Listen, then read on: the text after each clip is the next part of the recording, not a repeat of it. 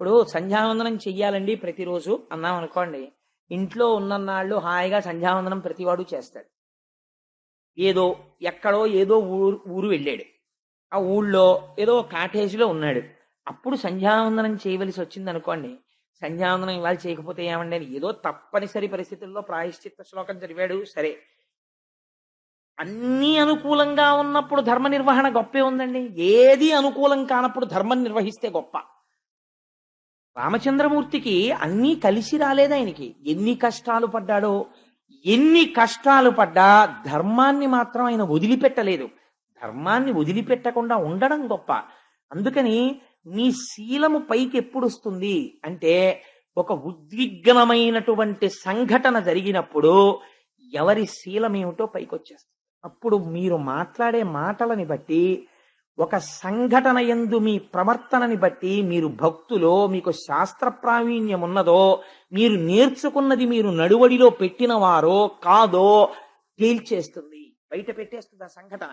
ఇప్పుడు ఈ సంఘటన ఎంతమందిని బయట పెడుతోందో చూడండి. ఒక్క సంఘటన ఉత్తానపాదుడి బలహీనతని బయటపెట్టింది, సురుచి అహంకారాన్ని బయటపెట్టింది, సునీతి శీలాన్ని బయటపెట్టింది, ధ్రువుడి మనస్సులో ఏర్పడబోతున్నటువంటి ఒక కొత్త కోరికని బయటపెడుతోంది. ఇన్ని విషయములకు ఆధారభూతమైన ఒక సంఘటనని ఎత్తుకుంటున్నాడు వ్యాసుడు. ఎంత గమ్మత్తైనటువంటి విషయం అండి నిజంగా. వ్యాస భగవానుడికి మనం ఎన్నిసార్లు జోదలు చేయాలి మహానుభావుడికి అని ఆవిడంది.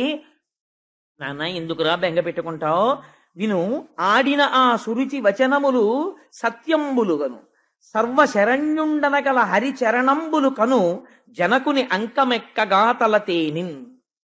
సురుచి ఏం చెప్పిందో అది పరమ యథార్థం.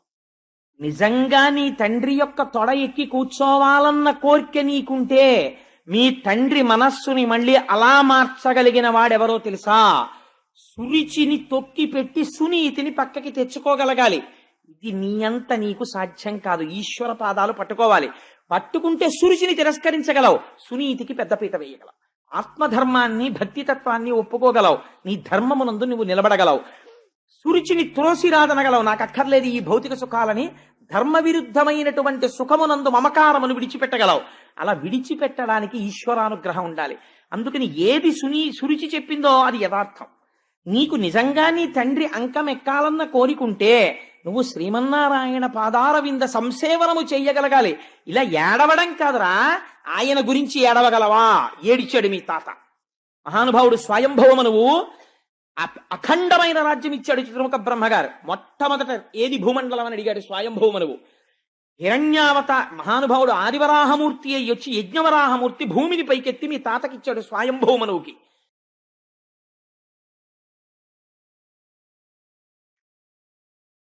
రాజైనటువంటి ఉత్తానపాదుడికి భార్య అయినటువంటి సురుచి యందు ఉన్నటువంటి ప్రేమ సునీతి యందు లేదు. లేదా సునీతి యందు లోపల గౌరవం ఉన్నా సురుచికి లొంగిపోయిన వాడవడం చేత సునీతిని గౌరవించలేడు. సురుచి పట్ల ఉన్నటువంటి లొంగుబాటు అటువంటిది. అంటే మీరు దీన్ని కొంచెం జాగ్రత్తగా అర్థం చేసుకున్నారనుకోండి, ఎక్కడుంది అది? ఇక్కడే ఉంది. సునీతి కూడా ఇక్కడే ఉంది. సునీతి ఎప్పుడు చెప్తుంటుంది, అలాంటి పని చేయకూడదు, విన్నావు కదా భాగవతం అంతా, రామాయణం చదువుకున్నావు కదా, పెద్దల మాటలు విన్నావు కదా, ఎందుకు పాడైపోతావు, ఇలాంటి పని చెయ్యకు, కక్కుర్తి పడకు. చూసేవాడు ఒకడు ఉన్నాడు. నిన్నను చూశారు కదా సత్యనారాయణ వ్రతంలో, అక్కడే కూర్చుంటాడు చిత్రగుప్తుడు అని రాసేస్తుంటాడు. ఎందుకు వచ్చినల్లరు ఇదంతా మనకి? అందుకని వద్దా పాపకర్మ చేయకంటుంది. కానీ మనం పుట్టిన దగ్గర నుంచి సురుచికి లొంగిపోవడం మనం అలవాటైపోయాం. సురుచికి లొంగడానికి అలవాటు పడిపోయిన మనం సునీతిని భార్యగా అంగీకరించలేం. అందుకని ఆవిడ మాటకి పెద్ద విలువ ఇవ్వం. అయినా ఆవిడ కూడా ఏమంటుంటుందంటే, నేను భార్యనే అని పాపం ఏదో చెప్పడానికని తెరదాకా వస్తుంది. సురుచి కళ్ళెర్ర చేసి చూస్తుంది. నీతి చెప్దాం అనుకుంటున్నావు అని. దీనికి లొంగిపోయి ఉన్నవాడు రాజు. అందుకని అసలు సునీతిని గౌరవించాడు. కానీ ఇద్దరు భార్యలే, ఇద్దరూ ఎప్పుడూ జీవుడు వెంటే ఉంటారు వాళ్ళిద్దరూ చిట్ట చివరి వరకు. సురుచికి లొంగినవాడు కావడం చేత సునీతి యందు ఆవిడ మాట వినే తత్వాన్ని రాజుకి లేదు. ఆవిడ్ని భార్యగా ఆదరించినవాడు కాడు. అంటే సురుచికి ఇచ్చినటువంటి స్థానం సునీతికి ఉత్తానపాదుడు ఇవ్వలేదు. కానీ భార్యలు కనుక ఇద్దరి యందు కుమారులు జన్మించారు. ఒకడు ఉత్తముడు, ఇంద్రియాలతో అనుభవించిన సుఖాలన్నీ ఉత్తమంగానే కనిపిస్తాయి, ఎవరికి అధమంగా కనిపించవు. అధమంగా కనిపించింది సుఖం అని ఎందుకంటాడు? అనుభవించిన ప్రతిదీ ఇది గ్రామ్య సుఖం అండి అని అన్నాడు అనుకోండి. ఏదైనా ఒక సుఖాన్ని అనుభవించి, సుఖంలో ఏముందండి, ఇది గ్రామ్య సుఖం, దీనికోసమా వెంపర్లాట అన్నాడు అనుకోండి, వాడు మారిపోయాడు అంతే. వాడి వైరాగ్యం వచ్చింది. వైరాగ్యం అన్న మాట చాలా తేలికగా వాడుతుంటారు సమాజంలో. ఆయనకి చాలా వైరాగ్యం వచ్చిందండి, మహానుభావుడు అలా ఉంటాడు అంటారు. పుట్టిది వైరాగ్యం అన్న మాట అలా ఏం ఉండదు. వైరాగ్యం వస్తే ఎలా వస్తుందో తెలుసా అండి? It does not come like drop by drop, it comes like flood అంటారు రామకృష్ణ పరమహంస. అది వస్తే వరదలా వస్తుంది, అంతేకాని చుక్క చుక్క చుక్క చుక్క రాదు. వైరాగ్యం వచ్చినటువంటి వాడు వైరాగ్యము కలగగానే 12 గంటలకి వైరాగ్యం కలిగితే 12 గంటల 1వ నిమిషం నుంచి మారిపోతాడు. వైరాగ్యం పైన కట్టుకున్న బట్టల్ని బట్టి తెలియదు, లోపల స్థితిని బట్టి తెలుస్తుంది వైరాగ్యం. కాబట్టి నిన్నను చూడండి, తత్వవిధానంద సరస్వతి మహారాజు వచ్చారు, అనుగ్రహ భాషణం చేస్తూ. వారి స్థితి ఏమిటో తెలుసా అండి? వారు కెమిస్ట్రీలో పిహెచ్డి, కృష్ణ యజుర్వేదంలో సైన్స్ అన్న సబ్జెక్టు మీద పిహెచ్డి. వారు రాణి నరసింహశాస్త్రి గారి కొడుకు. వేదాంతముల యందు వారికి ప్రవేశం ఉంది. వారు ఉపనిషత్తులన్నీ చదివారు, వేదాలన్నీ చదివారు, పురాణాలన్నీ చదివారు. ఇవాళ ఆత్మతత్వమునందు నిలబడిపోయినటువంటి మహాపురుషుడు, అంత నిరాడంబరుడు. ఎవరింటికైనా పలహారం చేయడానికి వచ్చారనుకోండి, ఇలా తెరేస్తే ఒప్పుకోరైనా. బ్రహ్మము తింటోంది, బ్రహ్మమును తింటోంది, నాతో పాటు తింటున్న వాళ్ళందరూ కూడా బ్రహ్మము తింటోంది, దానికి తెరెందుకని అడుగుతారు. అందరికీ పెట్టారా అండి అని అడుగుతారు. అందరూ తిన్నారా అండి అని తాను కూడా అందరితో పాటు కూర్చుని తింటారు. అందరికీ అన్ని ప్రశ్నలకి జవాబులు చెప్తారు. ఎంత శుద్ధమైన నవ్వు నవ్వుతారంటే, నాకు ఆయన నవ్వు చూస్తే సుందరకాండలో సీతమ్మ తల్లి నవ్వు గుర్తొస్తుంది. అంతటి వారు నిన్ననొచ్చి అనుగ్రహ భాషణం చేయడానికి అక్కడ కూర్చుని, మీరు మర్యాద చూడండి. మనం విష్ణు సహస్రనామ స్తోత్రం చేసుకుంటున్నాం, ఆయన ఒక మాట అనొచ్చు, ఏమండి నేను అనుగ్రహ భాషణం చేసి వెళ్ళిపోయాక మీరు చేసుకుందరు కానీ పారాయణ. అయ్యో చేసుకోండి అన్నారు. అప్పటి వరకు అలా కూర్చుని, స్వామి మీరు అనుగ్రహ భాషణం చేయండి అంటే, వారి గురించి నేను చెప్పి ఉన్నాను అన్నాను, అంతే, నేనేం చెప్పలేదు నిన్న. ఆయన అన్నారు, కాలములో వచ్చి కాలములో వెళ్ళిపోయేవి, మిగిలినవన్నీ 2 మాత్రం సత్యాలు. ఒకటి, నేను దయానంద సరస్వతి మహారాజు శిష్యుణ్ణి, నన్ను తత్వవిధానంద సరస్వతి స్వామి అంటారు. ఆయన వైరాగ్యం చెప్పడానికి ఆ 2 మాటలు చాలు. ఈ జీవుడు పిహెచ్డీలు ఇవి నా వెంట వచ్చేవి కావు, కానీ నా స్వస్వరూపమును నాకు భాషింపచేసిన గురువెవరో అది సత్యం. ఆ గురువు వలన తెలుసుకున్న జ్ఞానము చేత ఈ శరీరమునకు పెట్టబడిన పేరు వదిలి తత్వమును తెలుసుకున్న తర్వాత నేను పొందిన స్థితి సత్యం. ఈ 2 సత్యాలు, మిగిలినవి కాలములో వెళ్ళిపోయేవి, వాటి గురించి ప్రమేయం. ఒక గొప్ప మాట అండి. ఎంత వైరాగ్యమన్న సముద్రంలోంచి పుట్టుకొచ్చిన ఆణిముత్యాల మాటలు, దాన్ని అనుగ్రహ భాషణం అని పిలుస్తారు. అలా లోపల వడపోత పోయగలిగిన ధీరుడైన వాడు మాట్లాడతాడే, అందుకే జ్ఞానిని ధీరాహ అని పిలుస్తారు. అందుకే నేనన్నా వారి దర్శనం సుఖబ్రహ్మ దర్శనం అని. ఎంత గొప్ప మాటలు చూడండి ఆ మాటలు. సో వైరాగ్యం అనేటటువంటిది చుక్క చుక్క చుక్క చుక్క చుక్క రాదు, వస్తే వరద కింద వస్తుంది అంతే, మనిషిని మార్పు తీసుకురావడానికి. అయితే మాకు ఎప్పటికీ రాదా అండి అని అనుకోక్కర్లేదు. అది ఇప్పుడు వస్తుంది అంటే ఈశ్వరానుగ్రహం, శ్రవణం జరుగుతుండాలి. అలా విగ్రహాన్ని మీరు నల్లరాతిని తీసుకెళ్లి శిల్పి దగ్గర పెట్టి, అయ్యా రేపు పొద్దుటికి వెంకటేశ్వర స్వామి వారు తయారవ్వాలండి అంటే శిల్పి అయ్యో 3 నెలలు పడుతుందండి అంటాడు. అంతేగాని పెద్ద చుట్టట్టుకొచ్చి ఢామ్ ఢామ్ కొట్టేయడు. చిన్న ఉలిని పట్టుకుని, చిన్న సుత్తిని పట్టుకుని, కన్నిరెప్ప దగ్గర నుంచి జాగ్రత్తగా దెబ్బ దెబ్బ దెబ్బ దెబ్బ దెబ్బ దెబ్బ కొట్టాలి. కొట్టిన తరువాత ఆగమం ప్రకారం శిల్పం తయారవుతుంది. అప్పుడు దాన్ని ప్రతిష్ఠ చెయ్యాలి, అభిషేకం చెయ్యాలి, అప్పుడు దానికి కళ్ళకున్నటువంటి మైనం తీయాలి. అప్పుడు ఆ స్వామి మీకు అనుగ్రహాన్ని కటాక్షించగలిగినటువంటి మూర్తి అవుతుంది. అంతే తప్ప ఒక విగ్రహం మీకు అకస్మాత్తుగా రమ్మంటే రానట్లుగా వైరాగ్యము జ్ఞానము ఒక్కసారి సిద్ధించమంటే ఎలా సిద్ధిస్తాయి? దానికి శ్రవణము నడుస్తూ ఉండాలి. భగవత్ సంబంధమైనటువంటి విషయాన్ని వినడం అన్నది జరుగుతూ ఉండాలి. అది జరగకపోతే అది కుదిరే విషయం కాదు. కాబట్టి ఆ సురుచి సునీతి 2 భార్యలతో ఉత్తానపాదుడు ఉన్నాడు. ఒకానొక నాడు ఒక ఆశ్చర్యకరమైన సంఘటన. ఇది మామూలు మన ఇళ్లల్లో అయితే చెప్పుకోవలసినటువంటి సందర్భమే కాదు. దానికి వ్యాసుడు మురిసిపోయి, ఎవరండి రాసినవాడు? ఎవరో సాంఘిక నవలు రాసేవాళ్ళో, చందమామలో కథ రాసేవాళ్ళో వాళ్ళు రాయలేదు. లేకపోతే ఏదో పత్రికకి సరదాగా రాత్రి కూర్చునో కథ రాసేవాళ్ళు రాయలేదు. ఈ సంఘటనని తీసుకొచ్చి ఒక మహాత్ముడి యొక్క జీవితంగా, మీ జీవితాన్ని మార్చగలిగిన సందర్భంగా ఒక సంఘటనని వ్యాసుడు ఆవిష్కరిస్తున్నాడు. పోతన గారు పరవశించి అనువాదం చేశారు. ఇది రాముడు నా చేత అనువాదం చేయించాడన్నారు. ఏమిటి ఆ సంఘటన? అంత గొప్ప సంఘటన ఏం జరిగింది అంతఃపురంలో అంటే, మీరు ధ్రువోపాఖ్యానాన్ని మామూలుగా ఇన్ బిట్వీన్ ది లెటర్స్ అంటారు ఇంగ్లీష్లో, అలాగా మీరు దాన్ని అక్షరాల కింద చదివారనుకోండి, అది పెద్ద సంఘటనే కాదు. కానీ ఒక గొప్ప సంఘటన జరిగింది. ఏమా సంఘటన? మీరు అవధరిద్దురు గాని, ఒకనాడు సుఖలీల నుత్తాన పాదుండు ఎరి ప్రియురాలైన సురుచి కన్న కొడుకు ఉత్తము తన తొడలపై నిడుకొని ఉపలాలనము చేయుచున్న వేళ అర్ధితత దారోహణాపేక్షితుండైన ధ్రువుని కనుంగొని తివక ఆదరింపకుండుటకు గర్వించి ఆ సురుచియు సవితి బిడ్డండైన ధ్రువుని చూచి తండ్రి తొడనెక్క వేడుక తగిలనేని పూని నాగర్భమున నాడు పుట్టక అన్యగర్భమున పుట్ట కోరిన కలది నేడు జనకు తొడయక్కు భాగ్యంబు సవతి కొడక. గొప్ప అనువాదము చూడండి ఆ శిశపద్యం. ఒకనాడు ఉత్తానపాదుడు కూర్చునున్నాడు. సింహాసనం మీదేం కాదు, అంతఃపురంలో కూర్చునున్నాడు. పక్కన సురుచి నిలబడి ఉంది. సునీతిని దగ్గరికి రానివ్వడుగా, సురిచే ఉంటుంది ఎప్పుడు. సురుచి కొడుకు అయినటువంటి ఉత్తముడు తండ్రి తొడ మీద కూర్చున్నాడు. తండ్రి తొడ మీద కూర్చోవాలనేటటువంటి ఉత్సుకత కొడుక్కి సాధారణంగా ఉంటుంది. చేత అంటే ఆయన పెద్ద ఆఫీసర్ అవనివ్వండి, చుట్టూ ఆఫీసర్స్ని పెట్టుకుని ఇంట్లో ఏదైనా మాట్లాడుతుండనివ్వండి, కొడుకు పరిగెత్తుకుంటూ వచ్చి వాడికి ఏం తెలుసు అరమరికలు, నాన్నగారండి నాన్నగారండి నేను ఒళ్ళో కూర్చుంటానంటాడు. తండ్రి ఇప్పుడు కాదు అలా కూర్చో, ఇప్పుడు అలా కాదు కూర్చో, అలా అన్న కొద్దీ వాడికి ఎక్కాలనిపిస్తుంది పిల్లాడికి. అదో విచిత్రం. పిల్లలకి తండ్రి తొడ మీద కూర్చుంటే ఉన్న ఆనందం వాడు మహాసామ్రాజ్య పట్టాభిషేకం పొందినట్టు ఆనందిస్తాడు. తండ్రి తొడ మీద కూర్చోవాలనుకుంటాడు. తండ్రి కూడా అంతే యథార్థానికి. అసలు పురుషుడికి ఐశ్వర్యములలోకెల్లా గొప్ప ఐశ్వర్యమేది అని ప్రశ్న వేశారు. అంటే అన్ని ఐశ్వర్యములలో గొప్ప ఐశ్వర్యం ఏది అంటే పుత్రగాత్ర పరిష్వంగము. తన కొడుకుని తాను గాఢముగా కౌగలించుకోవడమే పెద్ద ఐశ్వర్యం. ఎందుకంటే తానే కొడుకుగా ఉన్నాడు ఎదురుగుండా, అందుకని తనను తాను కౌగలించుకోవడం కుదరదు. తన కొడుకుని కౌగలించుకోవడం అంటే ఏమంటే కుమార్తె కూడా అలాగే పుట్టింది కదా అని మీరు అడగచ్చు. కానీ శాస్త్రం కన్న కూతురైనా సరే 5 సంవత్సరములు దాటిన తరువాత కూతురు నిద్రపోతుంటే తండ్రి ఆ గదిలోకి వెళ్ళడానికి నిషిద్ధం. తండ్రితో కలిసి కూతురు ఏకశయ్యందు నిద్రించడం నిషిద్ధం. ఒక మర్యాద పెట్టింది సమాజమునందు. ఆ గౌరవం నిలబడ్డం కోసమని అంత గౌరవాన్ని నిక్షేపించింది.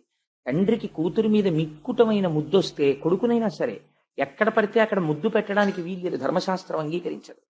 మూర్ధన్య స్థానమునందు చిన్నతనంలో వేరు. 5 ఏళ్లు దాటితే బిడ్డడి యొక్క తల పట్టుకుని ఉంచి, ఒకవేళ వాడు మనకన్నా పొడుగైపోతే వాడి తలకాయ పట్టుకుని ఉంచి, వాడి యొక్క మూర్ధన్య స్థానమునందు పాపట యందు తండ్రి ముద్దు పెట్టుకుంటే వాళ్ళకి ఆయుర్దాయం వృద్ధిలోకి వస్తుంది, వాళ్ళు ఇంకా వృద్ధిలోకి వస్తారు. తప్ప ఎక్కడ పడితే అక్కడ ముద్దు పెట్టడాన్ని శాస్త్రమునందు నిషేధించింది.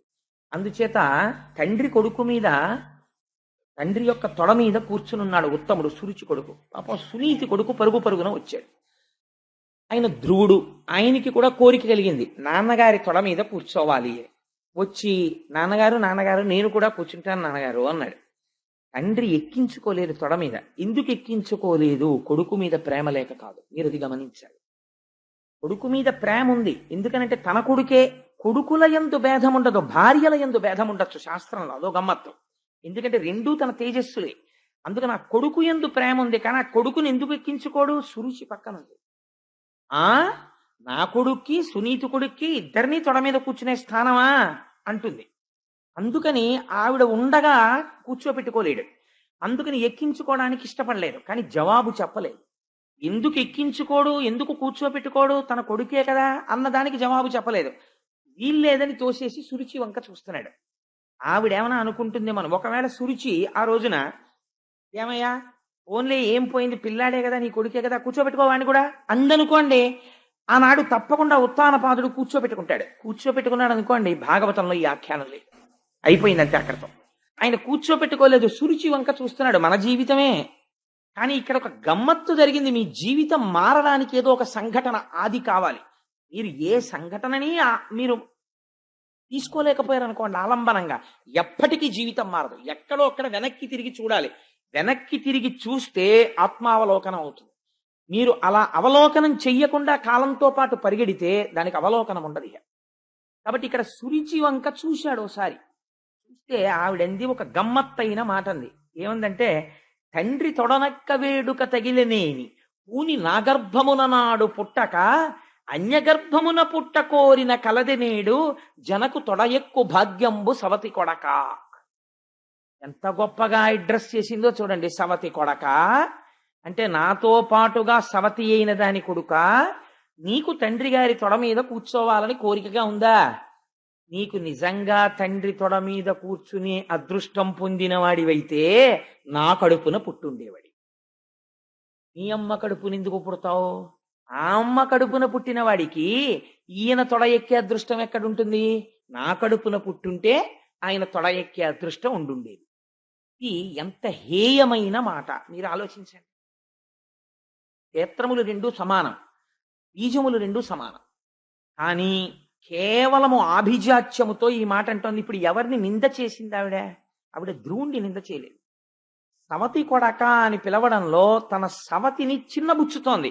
ఆవిడ కడుపున పుట్టిన నీకు భార్య అయితే అయిందేమో, ఎప్పుడో ఈయన అనుగ్రహాన్ని పొందితే పొందిందేమో, కానీ ఆవిడ కడుపున పుట్టిన వాడికి ఆయన తొడ ఎలా ఎక్కుతావురా? ఆయన తొడ మీద కూర్చోవాలంటే నా కొడుకు అయి ఉండాలి అంటే తన ఆభిజాత్యాన్ని ప్రకటించుకుంది సవతితో కలిపి. ఇదే సురుచి అంటే. ఎంత అహంకారం చూడండి. అసలు అలా ఒక 5 సంవత్సరముల పిల్లవాడు తండ్రి తొడ మీద కూర్చునేటప్పుడు ఇంత కఠినంగా మాట్లాడవలసిన అవసరం ఉన్నదా? మీరు సురుచికి సునీతికి ఎంత తేడా ఉంటుందో ధ్రువోపాఖ్యానంలో కనిపెట్టాలి. ఒక్కొక్క ఇంట్లో ఒక్కొక్క స్త్రీ మాట మాట్లాడుతుంటుంది. మీరు ఆ మాటని బట్టి ఆవిడ సురుచియో సునీతియో మీరు కనిపెట్టేయచ్చు. ఆవిడ సురుచి అనుకోండి, ఆయన నాశనం అయిపోయాడని గుర్తు. ఆవిడ సునీతి అనుకోండి, ఆయన అదృష్టం పండిపోయిందని గుర్తు. ఎందుకో తెలుసా అండి? ఆ దేవి భాగవతంలో వ్యాసుడు ఒక తీర్పు చెప్తాడు. అందులో అంటాడు ఆయన, కుపుత్రేణన్ వయో నష్టం. ఒక దుర్మార్గుడైనటువంటి కొడుకు కలిగాడు అనుకోండి, వాడి వల్ల వంశం అంతా నశించిపోతుంది. కుభోజనేన దివస. ఒక రోజు తప్పు భోజనం చేశారనుకోండి. తప్పు భోజనం అంటే ఏమిటో తెలుసా అండి? శాస్త్రమునందు ఏ పదార్థం పడితే ఆ పదార్థం, ఎలాంటి చోట పడితే అలాంటి చోట తినకూడదు. అన్నిటికన్నా పెద్ద పీట వేసి తినవలసిన భోజనం ఏమిటో తెలుసా అండి? భగవన్ నివేదన చేసినటువంటి ప్రసాదము. అది తాను భక్తుడైతే తన ఇంట దొరుకుతుంది, తాను నైవేద్యం పెట్టుకు తింటాడు. రెండవది, ప్రయత్నపూర్వకంగా తాను వెళ్ళి తినవలసింది ఏమిటో తెలుసా అండి? ఎవరైనా పిలిస్తే రమ్మనమని తాను కాదనకుండా వెళ్ళి తినాలి. భాగవత శేషం. మహాభాగవతులై, జ్ఞానులై, పరమహంసలై నిరంతరము భగవంతుని యొక్క పాదముల యందు తిరుగాడేటటువంటి వారు ఏ ఇంటికైనా వచ్చి పదార్థమును తీసుకుని వెళ్ళిపోతే వారికి పలహారం పెట్టి పంపకూడదు. వారితో వచ్చిన వారికి కూడా పెట్టాలి. ఎందుకో తెలుసా అండి? వారు తిన్నప్పుడు ఆ రాశి యందు మిగిలినది భాగవత శేషమవుతుంది. వారు తినగా మిగిలిన ఉచ్ఛిష్టము కింద లెక్క అది ఆ రోజున. అది ఆ రోజున మనం కూడా వెళ్ళి తిన్నాం అనుకోండి, ఆ భాగవతోచ్ఛిష్టము తినడం చేత మన మనస్సుని సంస్కరించేస్తుంది. భగవంతుడి వైపుకు తిప్పుతుంది. ఎందుకంటే వారు తినగా మిగిలిన పదార్థం అది. అందుకని అలాంటిది తినమని శాస్త్రం చెప్తోంది. అందుకని భాగవత శేషానికి ఎవరైనా పిలిచారనుకోండి, వారు నిజంగా భాగవతులైతే, మీరు ప్రయత్నపూర్వకంగా అమ్మ తప్పకుండా వస్తానని వెళ్ళి తినాలి భాగవత శేషాన్ని. పెట్టేవారికి కూడా మర్యాద ఉండాలి. వారు వచ్చింది భాగవత శేషం కోసం వచ్చారు అన్న మర్యాదతో పెట్టాలి తప్ప చూసి చూడకుండా అలక్ష్యంతో విస్తరియందు వడ్డన జరిగి ఉండకూడదు. సరే, అది వేరే విషయం. అందుకని నువ్వు నా తొడ మీద కూర్చోడానికి, తండ్రి తొడ మీద కూర్చోడానికి నా కడుపున పుట్టిన వాడివైతే నువ్వు ఆ భాగ్యాన్ని పొంది ఉండేవాడివి. నువ్వు సునీతి కడుపున పుట్టావు, నీకెలా దక్కుతుందా భాగ్యం? నీకు దక్కదంది. అంటే ఇప్పుడు ఆవిడ పౌరుషం ఎవరి వైపుకు వెళ్ళింది? ఎవరిని కించపరిచి మాట్లాడుతోంది? తన సవతిని కించపరిచి మాట్లాడుతోంది. అది ఒక 5 సంవత్సరముల పిల్లవాడి దగ్గర మాట్లాడవలసిన మాట కాదు. ఇది పిల్లవాడికి అర్థం అవుతుందా? పోని అయ్యో ఏంటి మా అమ్మ కడుపున పుట్టడం వల్ల నేను తొడెక్కకూడదంటుంది ఏమిటి అని వాడు ఆశ్చర్యంగా, వాడికి కారణం అర్థం కాలేదు. 5 సంవత్సరముల పిల్లవాడికి ఈ కారణం అర్థం కాక అయోమయంగా ఆవిడ వంక చూశాడు. నీ కడుపున పుట్టడం, అమ్మ కడుపున పుట్టడానికి ఎవరికైనా వాళ్ళ అమ్మ కడుపు వాళ్ళకి గొప్ప. మీరు ఇంకొకటి ఆలోచించండి. నేను ఒక తల్లి కడుపున జన్మించాను, నువ్వు ఆ తల్లి కడుపున జన్మించి ఉండకుండా ఉండవలసినది అన్నారనుకోండి, అది నా ప్రమేయమా, నా ఎన్నిక? ఈశ్వరుడైతే అలా పుడతాడు. అయినా నేను ఏ కడుపున పుట్టినా నా యొక్క నడువడి చేత ఆ కడుపు ధన్యం అవ్వాలి. అందుకే ఒక మహాపురుషుడు కనపడ్డాడు అనుకోండి, ఒక ఆయన పరమ భాగవతోత్తముడో లేకపోతే దేశ సేవ చేసిన వాడో సత్పుత్రుడో అనుకోండి, వెంటనే ఎవరిని స్మరిస్తారంటే తండ్రిని స్మరించరు ముందు. ఏ తల్లి కన్న కొడుకో, మహానుభావ మిమ్మల్ని ఏ అమ్మ కందోనండి అంటారు. తన వల్ల అమ్మ కడుపు పండుతోందా, లేకపోతే అమ్మ కడుపు ఫలానా అమ్మ కడుపున పుట్టడం వల్ల తను గొప్పవాడవుతాడా? అసలు ఆ మాట తప్పు. సురుచి చెప్పిన మాట తప్పు. కాబట్టి సురుచి చెప్పేవన్నీ అలాగే ఉంటాయి మాటలు. ఈ మాటలు మాట్లాడుతుంటే ఉత్తానపాదుడు ఊరుకున్నాడు. అందుకే పైకి కాళ్ళెట్టి కిందకి తలెట్టి పుడుతూ వెడుతూ ఉంటాడు. ఇలా సురుచికి లొంగినవాడు కాబట్టి ఎంత ధర్మాన్ని ప్రతిపాదన చేసేస్తున్నాడో చూడండి వ్యాసుడు. పైకొక్క సీసపద్యం, లోపల ఇన్ని రహస్యాలు. అందుకని ద్వాలసినాడు విని దగ్ధమైపోతుందన్నారు అజ్ఞానం. కాబట్టి ఏమైంది? అటువంటి మాట సురుచి మాట్లాడుతుంటే వింటుంటే అర్థం కాక పిల్లవాడు ఆవిడ వంక చూశాడు. సురుచంది వీడికి అర్థం కాలేదని, నా కడుపున పుట్టడం అంటే మళ్ళీ టంగుని ఏదో నా కడుపులో దూరి మళ్ళీ బయటికి రావడం కుదురుతుందా? నా కడుపున పుట్టడం అంటే మాటలు అనుకున్నావా? నా కడుపున పుట్టడం అంటే దానికి ఎంత అదృష్టం ఉండాలో తెలుసా అని ఒక సిద్ధాంతం చేసేసింది తనకి తానే. ఇది అలా సిద్ధాంతం చేయడానికి తనకి యోగ్యత పాత్రత నిజంగా ఉన్నాయనుకోండి, తను మహాజ్ఞాని అనుకోండి, తాను మహాపురుషుడు అనుకోండి, ముందుండేది ఏమిటో తెలుసా అండి? అపారమైన లజ్జ ఉంటుంది, చాలా సిగ్గుగా ఉంటుంది.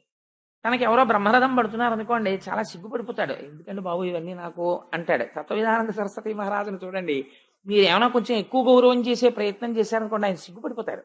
అయ్యో ఎందుకంటే బాబు నాకు అవన్నీ అంటారు. గట్టిగా పువ్వులు తీసుకెళ్లి మీరు ఆయన పాదాల మీద వేస్తే ఆయన అంగీకరించరు. ఎందుకంటే అవన్నీ అలా చేయకండి అంటారు. మీరు ఇంకో 4 పూలదండలు వేస్తే ఆయన అంగీకరించరు. ఎందుకంటే అవన్నీ అలా వేసేస్తారా, అనవసరం అన్ని పూలదండలు అంటారు.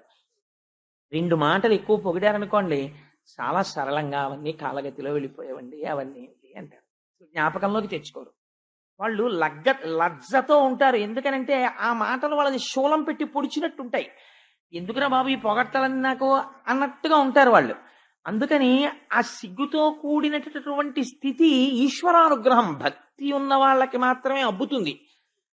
భక్తి లేకుండా రాజసమైన స్థితిలో ఉన్నవాడికి పొగుడుతుంటే చాలా సంతోషంగా ఉంటుంది. అయితే ఒకటి, అది ఒకనాటికి సాత్విక భక్తి కింద పరిణమించవచ్చు. నిజంగా ఆయన చాలా మంచి పనులు చేసినవాడు అనుకోండి, ఒకవేళ ఇవాళ పొగిడితే సంతోషించవచ్చు. కానీ ఆ భక్తి ఒకనాడు ఆయన్ని ఉద్ధరిస్తుంది, ఆయన్ని మంచి స్థితికి తీసుకెళ్తుంది, రాజసంలోంచి తామసంలోకి తీసుకెళ్తుంది.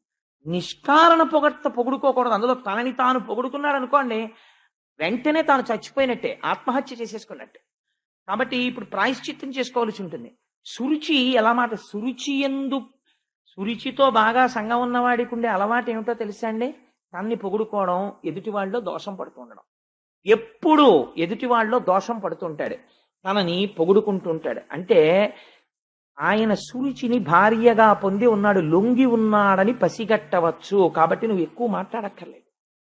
లోకం యొక్క పోకడని ఒక వృత్తాంతంలో తేల్చేస్తాడండి వ్యాసుడు. ఆయన సమర్థత అటువంటిది అని ఆవిడంది. నిజంగా నీకు ఆ నాన్నగారి తొడ మీద కూర్చోవాలని కోరిక ఉంటే నా కడుపున పుట్టి ఉండవలసింది. నా కడుపున పుట్టలేకపోయావు కదా, నా కడుపున పుట్టలేకపోయిన వాడు ఇప్పుడు మళ్ళీ తండ్రి తొడ మీద కూర్చోవాలంటే ఏ పని చేయాల్సి ఉంటుందో తెలుసా? అదిగానా నీ వదోక్షు పాద పద్మములాశ్రయింపు పాయక హరినా యుదరమున పుట్టనిచ్చును వదలక ఎట్లయిన ముదము వడసెదవనగా. మళ్ళీ నువ్వు నా కడుపులోంచి బయటికొచ్చి మీ తండ్రి తొడ మీద కూర్చోవాలంటే, నా కడుపున పుట్టేటంతటి అర్హత నువ్వు పొందాలంటే ఏం చెయ్యాలో తెలుసా? అదోక్షజుడు అంటే ఇంద్రియములకు లొంగనివాడు ఉన్నాడే, అటువంటి మహానుభావుడైనటువంటి శ్రీ మహావిష్ణువు యొక్క పాదారవింద సంసేవనం చేస్తే, ఆయన అనుగ్రహిస్తే, ఆయన అనుగ్రహించాడని గుర్తేమిటో తెలుసా? శ్రీమన్నారాయణ అనుగ్రహము కలిగితే నువ్వు నా కడుపున పుడతావు. అల్లా పుట్టాడు రా ఉత్తముడు, అందుకని తండ్రి తొడ మీద కూర్చున్నాడు. శ్రీమన్నారాయణ అనుగ్రహము నీ యందు లేదు, అందుకు నువ్వు ఎక్కడ పుట్టావు? సునీతి యందు పుట్టావు. అసలు నిజంగా అనుగ్రహం ఉంది కాబట్టి సునీతి యందు పుట్టాడు. అనుగ్రహం లేదు కాబట్టి ఉత్తముడు సురుచి యందు పుట్టాడు. ఆవిడేం చెప్తోంది? తిరగేసి చెప్తోంది. ఇది ఎవరి మాటలో తెలుసా అండి? మొత్తం సుందరకాండని తీసుకొచ్చారు ఈ తేటగీతి పద్యంలోకి. ఎవరు మాట్లాడతారు ఈ మాటలో? విహర రమస్వ భుంచ్వ భోగాన్ ధన నిచయం ప్రతిశామి మిదినించ మయిలలలనే యథాసుకత్వం తైచ సమేత్త లలంతు బాంధవాస్తే. రావణుడు మాట్లాడతాడు సుందరకాండలో. ఎందుకు ఈ తపస్సు, ఎందుకు ఈ ఒంటి జడ, ఎందుకు ఈ ఉపవాసాలు, హాయిగా రమించు భోగించు, నీకు కావలసినంత డబ్బిస్తాను అని ఈశ్వరుడి వైపుకి తిరుగుతున్నటువంటి మనస్సుని భౌతికమైనటువంటి సుఖము వైపుకి తిప్పుతాడు. పైగా ఇది ఎంత అదృష్టం ఉంటే సుఖపడగలమండి. ఒక విచిత్రమైన వేదాంతం చెప్తాడు. ఇంటిలో ఐశ్వర్యం ఉండి ఏకాదశి నాడు ఉపవాసం చేశాడు. ఎందుకు చేశాడు? భగవంతుడి కోసం. వేరొకడు అంటాడు, ఏంటండి ఇవన్నీ పిచ్చి, ఈశ్వరుడు ఎందుకు ఇచ్చాడు? తినడానికి ఇచ్చాడు, అంతేగాని అవన్నీ పెట్టుకుని ఉపవాసం చేయమనే, ఎందుకంటే ఇదంతాను అంటాడంటే ఇది రావణ ప్రలాపన. కాబట్టి అది వాడు ఏకాదశి వ్రతం చేస్తున్నాడు కాబట్టి వాడు ఉపవాసం ఉన్నాడు అని తెలుసుకోడు, ఒక నింద కూడా చేస్తాడు. అదే రావణుడు చేస్తాడు. అదే సురుచి మాట్లాడుతుంది. ఎలా మాట్లాడుతుందో చూడండి. శ్రీమన్నారాయణ అనుగ్రహం ఉంటే నా కడుపున పుట్టుండేవాడివి, మీ నాన్న తొడెక్కుండేవాడివి. నాన్న శాశ్వతమా, తొడ శాశ్వతమా, ఎక్కడం పెద్ద వైభోగమా అని ఈ మాట చెప్పి నీకు నారాయణ అనుగ్రహం లేదు. ఇప్పుడు ఆ పిల్లాడికి ఏదో కొంత అర్థమైంది, ఏదో కొంత అర్థం కాలేదు. కానీ శ్రీమన్నారాయణానుగ్రహాన్ని పొందలేకపోవడం వల్ల నేను సునీతి కడుపున పుట్టానన్న మాట వాడికి జీర్ణం కాలేదు. అది చెప్పడానికి వాడికి భాష చాలదు. వాడు చాలా చిన్న పిల్లవాడు. అందుకని ఇప్పుడు వాడు ఏం చేస్తాడంటే, చెప్పడం చేత కాలేదనుకోండి ఆ పిల్లాడికి, వాడు చేసే పని ఏమిటంటే మొయ్యోమని ఏడుస్తాడు. కాబట్టి ఇప్పుడు వాడు ఏం చేశాడంటే, నాన్న తొడక్కనివ్వలేదు, సురుచి ఏదో మాట్లాడుతోంది, తనకు అర్థం కాలేదు, ఇది ఒక గొప్ప సంఘటన, ఇది మనకి ఒక పరమపావనమైన ఆఖ్యానాన్ని అందించబోతోంది. అందుకని వ్యాసుడి ఈ శ్లోకాన్ని తీసుకున్నాడు. ఇక్కడ నుంచి వాడు ఏడుస్తూ, ఇలా ఏడిచిన వాడు లేడురా. ఏడిచిన వాళ్ళందరూ సురుచి కోసం ఏడిచిన వాళ్లే. నాకు ఇంకా కారు లేదని ఏడిచినవాడు, నాకు ఆ భోగం లేదని ఏడిచినవాడు, ఈ భోగం లేదని ఏడిచినవాడు, ఈశ్వరుడు అన్నీ ఇచ్చినా కూడా ఏదో వెతుక్కున్నది లేదని ఏడిచినవాడు, ఉన్నాయని తృప్తిపడి ఈశ్వరుడి కోసం ఏడ్చినవాడు లేడు. ఇవాళ నారాయణానుగ్రహం నాకెందుకు లేదని ఏడుస్తూ వెళ్ళిపోతున్నాడు, చెప్పుకోవడం చేత కానివాడు. ఈ ఆశ్చర్యకరమైన సంఘటన. 5 ఏళ్ల పిల్లవాడికి ఇట్లాంటి ఆలోచన వచ్చింది. ఈ ఆలోచన రావడం గొప్పతనం. సాధారణంగా ఎవడికి రాది ఆర్తి. కాబట్టి అది వైరాగ్యమే. నాకు ఎందుకు రాదు అనుగ్రహం అని ఏడవడం, ఆ ఏడుపే వైరాగ్యం. కాబట్టి అది తెలిసి తెలియని వైరాగ్య సంపద ఏర్పడింది. కానీ దీన్ని పూర్ణ వైరాగ్యం చేసేవాడు వాడు ఉండాలి. ఇప్పుడు దాన్ని మార్గమునందుకు త్రిప్పగలిగిన వాడు ఉండాలి. వాడు ఏడుస్తూ అమ్మ దగ్గరికి వెళ్ళాడు. సునీతి మాటకి సురుచి మాటకి ఎర్రగీత గీసినంత తేడా ఉండాలి. అలా లేదనుకోండి, మీరు ఆవిడ్ని సునీతి అని పిలవడానికి వీలు కదా. అందుకని వాడు ఏడుస్తూ అమ్మ దగ్గరికి వెళ్ళాడు. ఎందుకురా ఏడుస్తున్నావు అని అడిగింది అమ్మ. అమ్మ ఏమడుగుతుందండి? ఈ పిల్లాడి ఏడుస్తుంటే ముందు అమ్మ ఏమడుగుతుందంటే, ఏనన్నా ఎందుకు ఏడుస్తున్నావు అంటుంది.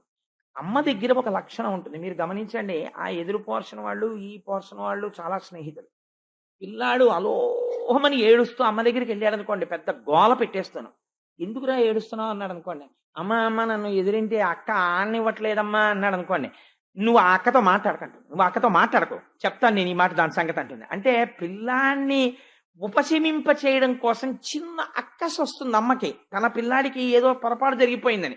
అమ్మ అంత నిష్పక్షపాతంగా ఉండడం కష్టం. అమ్మ అంటేనే అంతండి. పిల్లాడికి ఇంత హాని జరిగితే తనకి ఏదో పాము కుట్టినంత పరితపించిపోతుంది. అలాంటి అమ్మ లేకపోతే లోకం ఎక్కడుంది? కాబట్టి అమ్మ అలా మాట్లాడుతుంది. కానీ సునీతి మాట్లాడడంలో ఉన్న గమ్మత్తు ఎలా ఉంటుందో చూడండి. ఆవిడ దగ్గరికి వెళ్ళి పిల్లాడు ఓహో ఏడుస్తున్నాడు. వాడికి ఎందుకు ఏడుస్తున్నావురా అంటే, నేనేమిటో శ్రీమన్నారాయణ అనుగ్రహం నాకు లేదుట, అందుకని నీ కడుపున పుట్టాంట, ఇవన్నీ చెప్పడం వాడికి చేత కాదు. ఏడుస్తుంటే ఆవిడ అటు ఇటు చూస్తోంది, ఎందుకు ఇలా ఏడుస్తున్నాడని. సవతియాడిన మాటల సారెతలచి, ఈలోగా అక్కడ ఉండేటటువంటి అంతఃపుర కాంతలు కొంతమంది పరిగెత్తుకొచ్చారు. ఎందుకమ్మా పిల్లాడు ఏడుస్తున్నాడు అని అడిగారు. అడిగితే వీడు చెప్పలేడు. వాళ్ళు అన్నారు, అమ్మా అనరాని మాట ఒకటంది సురుచి, ఇవ్వాల నీ కొడుకు తండ్రి గారి దగ్గరికి వెళ్ళి తొడ మీద కూర్చుంటానన్నాడు. నీకు నారాయణానుగ్రహం లేదురా, అందుకుని సునీతి కడుపున పుట్టావు, నా కడుపున పుట్టుండేదానివి అనుగ్రహం ఉంటే నువ్వు అది నా కడుపున పుట్టకుండా నాన్న తొడ మీద ఎలా కూర్చుంటావని అడిగింది. అంటే ఇప్పుడు సునీతి ఏడ్చింది ఈ మాటకి. ఏడ్చి ఆవిడంది, సవతియాడిన మాటల సారె తలచి కొనుచు బేర్చిన దుఃఖాబ్ది కుందుచుండే, దావ పావక శిఖిల చేతగిలి కాంతి వితతి కందిన మాధవి లతిక స్పోలే. ఎంత గొప్ప మాట చూడండి. మాధవీలత అని అతి సున్నితమైనటువంటి ఒక తీగ, ఒక జాజి తీగో ఒక మల్లె తీగో పందిరెక్కుతోంది. దాన్ని మీరేం కాల్చేయలేదు. కానీ చాలా నాజూకుగా పరమకోమలంగా ఉండేటటువంటి ఒక మల్లె తీగకి కొద్దిగా అంత దూరంలో ఎవరో చెత్త తగలపెట్టారు. ఒక పెద్ద మంట రేగింది. దాని సెగ ఈ తీగకి కొట్టింది. అసలే తీగ పరమ సౌకుమార్యంతో కూడినటువంటి తీగ. అక్కడ తగిలినటువంటి ఆ మంట వేడి తగిలి ఎంత ఒడిలిపోయి ఎంత ఎలా అయిపోతుందో అలా అలాగే వస్తుంది. అలా అటువైపు నుంచి వచ్చినటువంటి ఆ పొగకి, ఆ తప్తము చేయగలిగినటువంటి ఆ వేడికి పాపం ఆ మాధవీలత ఎలా కందిపోతుందో అలా కందిపోయింది ఆవిడ యొక్క మనస్సు.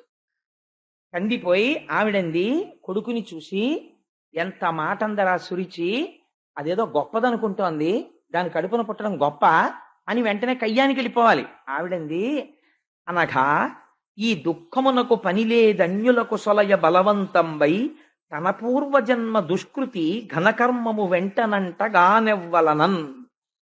నాయనా, నువ్వు ఏడుస్తున్నావు కదా, మీ నాన్న తొడ ఎక్కనివ్వలేదని. ఎవరికైనా దుఃఖం కలిగితే ఆ దుఃఖానికి కారణం వేరొకరిని నిందించకూడదు. నీ పిన్ని నిన్ను నాన్న తొడ ఎక్కనివ్వలేదు అని నువ్వు ఏడుస్తున్నావు, కానీ అలా ఏడవకూడదు. ఎందుకో తెలుసా? తప్పు పిన్నిని ఏమనకూడదు. పిన్ని కాదురా నీ దుఃఖానికి కారణం, నువ్వు గత జన్మలలో చేసుకున్నటువంటి పాపమే ఇవాళ నువ్వు ఏడిచేటట్టు చేసింది తప్ప, ఇప్పుడు మళ్ళీ తల్లితో సమానమైనది నీ పినతల్లి. నీ పినతల్లిని నువ్వు మళ్ళీ ఇంకొక మాట అంటే మళ్ళీ అమ్మని దూషించినటువంటి దోషం కట్టి కుడిపి మళ్ళీ బాధపడతావు. అందుచేత తప్పు నాన్న, ఆవిడ కాదు నీ బాధకి కారణం, నేను కాదు నీ బాధకి కారణం, నీ తండ్రి కాదు, నువ్వు చేసుకున్న పాపకర్మయే నీ దుఃఖమునకు కారణము. ఏ తల్లి మాట్లాడుతుందండి ఇలాగా? అంటే సంస్కార బలం ఎక్కడి నుంచి వస్తుంది పిల్లలకి? వ్యాసుడు తీర్పు చెప్పేస్తున్నాడు. ఇంట్లో తల్లిదండ్రులు మాట్లాడేటటువంటి మాటల నుంచి మీరు నిరంతరము ఇంట్లో చంద్రశేఖర పరమాచార్య స్వామి వారి గురించి తలుచుకుని పొంగిపోతూ మాట్లాడడం మీకు అలవాటు అనుకోండి. ఒక పోతన గారి గురించి అద్భుతంగా మాట్లాడడం మీకు అలవాటు అనుకోండి. శంకర భగవత్పాదుల గురించి చాలా గొప్పగా మాట్లాడుకుని పొంగిపోవడం మీకు అలవాటు అనుకోండి. ఎవరో తెలిసి తెలియనటువంటి వాళ్ళు మీ పిల్లల దగ్గర ఏ చంద్రశేఖర పరమాచార్య స్వామి వారి వంటి వారి గురించో కొంచెం తక్కువ చేసేదో మాట్లాడారనుకోండి, ఆ పిల్లలకి ఎంత కోపం వచ్చేస్తుందంటే బొగ్గలు ఎర్ర పడిపోయి, నాన్నగారండి నాన్నగారండి నేను నిజంగా ఇవాళ దెబ్బలాడేద్దాం అనుకున్నాను నాన్నగారండి, అలా అంటుంది అది స్వామివారిని, దానికి తెలియదండి చంద్రశేఖర స్వామి వారి గురించి అంటుంది. తప్పమ్మా, నువ్వు దెబ్బలాడకూడదు, నువ్వు తెలుసుకున్నావు కదా, నువ్వు వారి గొప్ప చెప్పాలి అవతల వాళ్ళకి అని తండ్రో తల్లో చెప్తారు. తల్లిదండ్రులని బట్టే పిల్లలకి సంస్కార బలం వస్తుంది. అలా రాకుండా వాడికి కుసంస్కారం వచ్చింది అనుకోండి, అది వేరు విషయం. కానీ 90% ఎవరు బాధ్యులు? తల్లిదండ్రులే బాధ్యులు. మీరు ఎక్కడ ఎలా నడిస్తే పిల్లలు అలా నడుస్తారంటే వారి నడువడి మిమ్మల్ని అనుసరించి ఉంటుంది. ఇక వేరుగా చెప్పక్కర్లేదు. తల్లిదండ్రులు ఎలా ఉంటారో పిల్లల యొక్క నడువడి అలాగే ఉంటుంది. అందుకే 7 తరాలు అటు ఇటు చూసి పిల్లని తెచ్చుకున్నాం, లేకపోతే పిల్లాన్ని తెచ్చుకున్నాం అంటారు. ఇవ్వడానికి ఏమిటి చూస్తారు? ఆ తల్లిదండ్రుల యొక్క నడువడి ఎలా ఉంటుంది, వీళ్ళ ముందు వాళ్ళ నడువడి ఎలా ఉంటుంది, అది చూస్తారు. ఆ వంశంలో ఎవరైనా ఒక మహాపురుషుడు ఉన్నాడు అనుకోండి, ఆయన తేజస్సు మళ్ళీ ఆయన ఈ పిల్ల కడుపునో లేకపోతే ఓ మనవడిగానో ముని మనవడిగానో మళ్ళీ పుట్టచ్చు. పుడితే ఆ వంశం పావనం అయిపోతుంది. ఏమో ఆయన మళ్ళీ పుడతారేమో ఆశ. అటువంటి మహాపురుషుడున్న వంశం అండి అది. అంటే ఆ ఇంటికి తన పిల్లని పంపించాలని తాపత్రయపడతారు. ఎందుకని? అటువంటి చోటుకి వెళ్ళి అటువంటి చోట తను వారి కోడలు అనిపించుకుంది తన కూతురు. అందుకని నా కూతురు వారి ఇంటికి కోడలైతే బాగుండని కోరుకుంటారు. అలాగే కూతురున్నవాడు సంస్కార బలం ఉన్న కుటుంబానికి నా కూతురు వారింటి కోడలైతే బాగుండని తండ్రి కోరుకుంటాడు. కాబట్టి తల్లిదండ్రుల యొక్క సంస్కార బలాన్ని అనుసరించి పిల్లలు ఉంటారు. ఎంత అందంగా మాట్లాడిందో చూడండి ఆవిడ. అని ఇనిమిటి చేతను పెండ్లామని కాదు నికృష్ట దాసి అనియను పిలువంగను చాలని దుర్భగురాలనగల నా కుచ్చి నుదయమందిన కథనన్. నువ్వు ఇవాళ ఇటువంటి బాధ ఎందుకు పొందుతున్నావో తెలుసా? మీ పిన్ని ఆ మాట అంది అంటే ఉత్తినే అనలేదురా. మీ నాన్నగారికి నేను కూడా భార్యని. పోనీ పెనిమిటి చేతను పెండ్లామని కాదు, మా ఆవిడ అని ప్రేమతో ఎప్పుడైనా ఓ సునీతి ఇలరా అని పిలవకపోతే పిడపోయిరి. అలా పిలవకపోతే నేను బాధపడిన. ఇవాళ నాకు భార్య యొక్క స్థాయి లేదు. ఒక నికృష్టమైన దాసి ఇద్దరూ పక్క పక్కన నిలబడితే మీ నాన్నకి ఏదైనా గబుక్కుని పిలవవలసి ఉంటే నికృష్టమైనటువంటి ఆ దాసిని పిలుస్తాడు, కానీ నన్ను పిలవడం ఎందుకో తెలుసా? నికృష్ట దాసి అని పిలువంగను చాలని దుర్భగురాలగు నా కుచ్చి ఉదయమందిన కథనం. అంటే ఇప్పుడు ఎవరిని నిందించుకుంటోంది? నా పాపకర్మ నన్ను కట్టి కుడుపుతోంది. మీ నాన్న చేత సురిచి పొందినటువంటి అదృష్టాన్ని నేను పొందలేకపోయాను. నేను పొందలేని కారణం వల్ల నువ్వు పొందలేకపోయావు తప్పించి నా దురదృష్టం రా. మీ నాన్నగారు ఒక భార్య పట్ల అలా, ఒక భార్య పట్ల ఇలా ఉన్నారు అంటే అది నా దురదృష్టం. నా దురదృష్టం నిన్ను కూడా వెంటాడుతోంది నా కడుపున పుట్టడం వల్ల తప్ప ఆవిడ ఒక్కరిని ఒక్క మాట అనలేదు.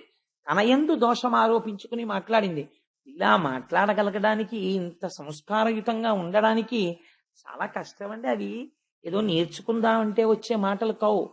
A situation of crisis reveals your character అంటారు. మామూలుగా నడువడి అందరూ నడుస్తారు. ఇప్పుడు సంధ్యావందనం చెయ్యాలండి ప్రతిరోజు అన్నాం అనుకోండి, ఇంట్లో ఉన్ననాళ్ళు హాయిగా సంధ్యావందనం ప్రతివాడు చేస్తాడు. ఏదో ఎక్కడో ఏదో ఊరు వెళ్ళాడు, ఆ ఊళ్ళో ఏదో కాటేజీలో ఉన్నాడు, అప్పుడు సంధ్యావందనం చేయవలసి వచ్చింది అనుకోండి. సంధ్యావందనం ఇవాళ చేయకపోతే ఏమండి అని ఏదో తప్పనిసరి పరిస్థితుల్లో ప్రాయశ్చిత్త శ్లోకం చదివాడు, సరే. అన్నీ అనుకూలంగా ఉన్నప్పుడు ధర్మ నిర్వహణ గొప్పే ఉందండి.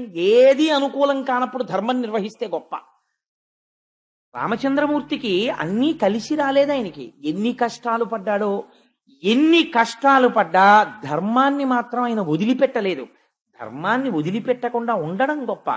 అందుకని నీ శీలము పైకి ఎప్పుడు వస్తుంది అంటే, ఒక ఉద్విగ్నమైనటువంటి సంఘటన జరిగినప్పుడు ఎవరి శీలం ఏమిటో పైకి వచ్చేస్తుంది. అప్పుడు మీరు మాట్లాడే మాటలని బట్టి, ఒక సంఘటన యందు మీ ప్రవర్తనని బట్టి, మీరు భక్తులో, మీకు శాస్త్ర ప్రావీణ్యం ఉన్నదో, మీరు నేర్చుకున్నది మీరు నడువడిలో పెట్టినవారో కాదో తేల్చేస్తుంది, బయట పెట్టేస్తుంది ఆ సంఘటన.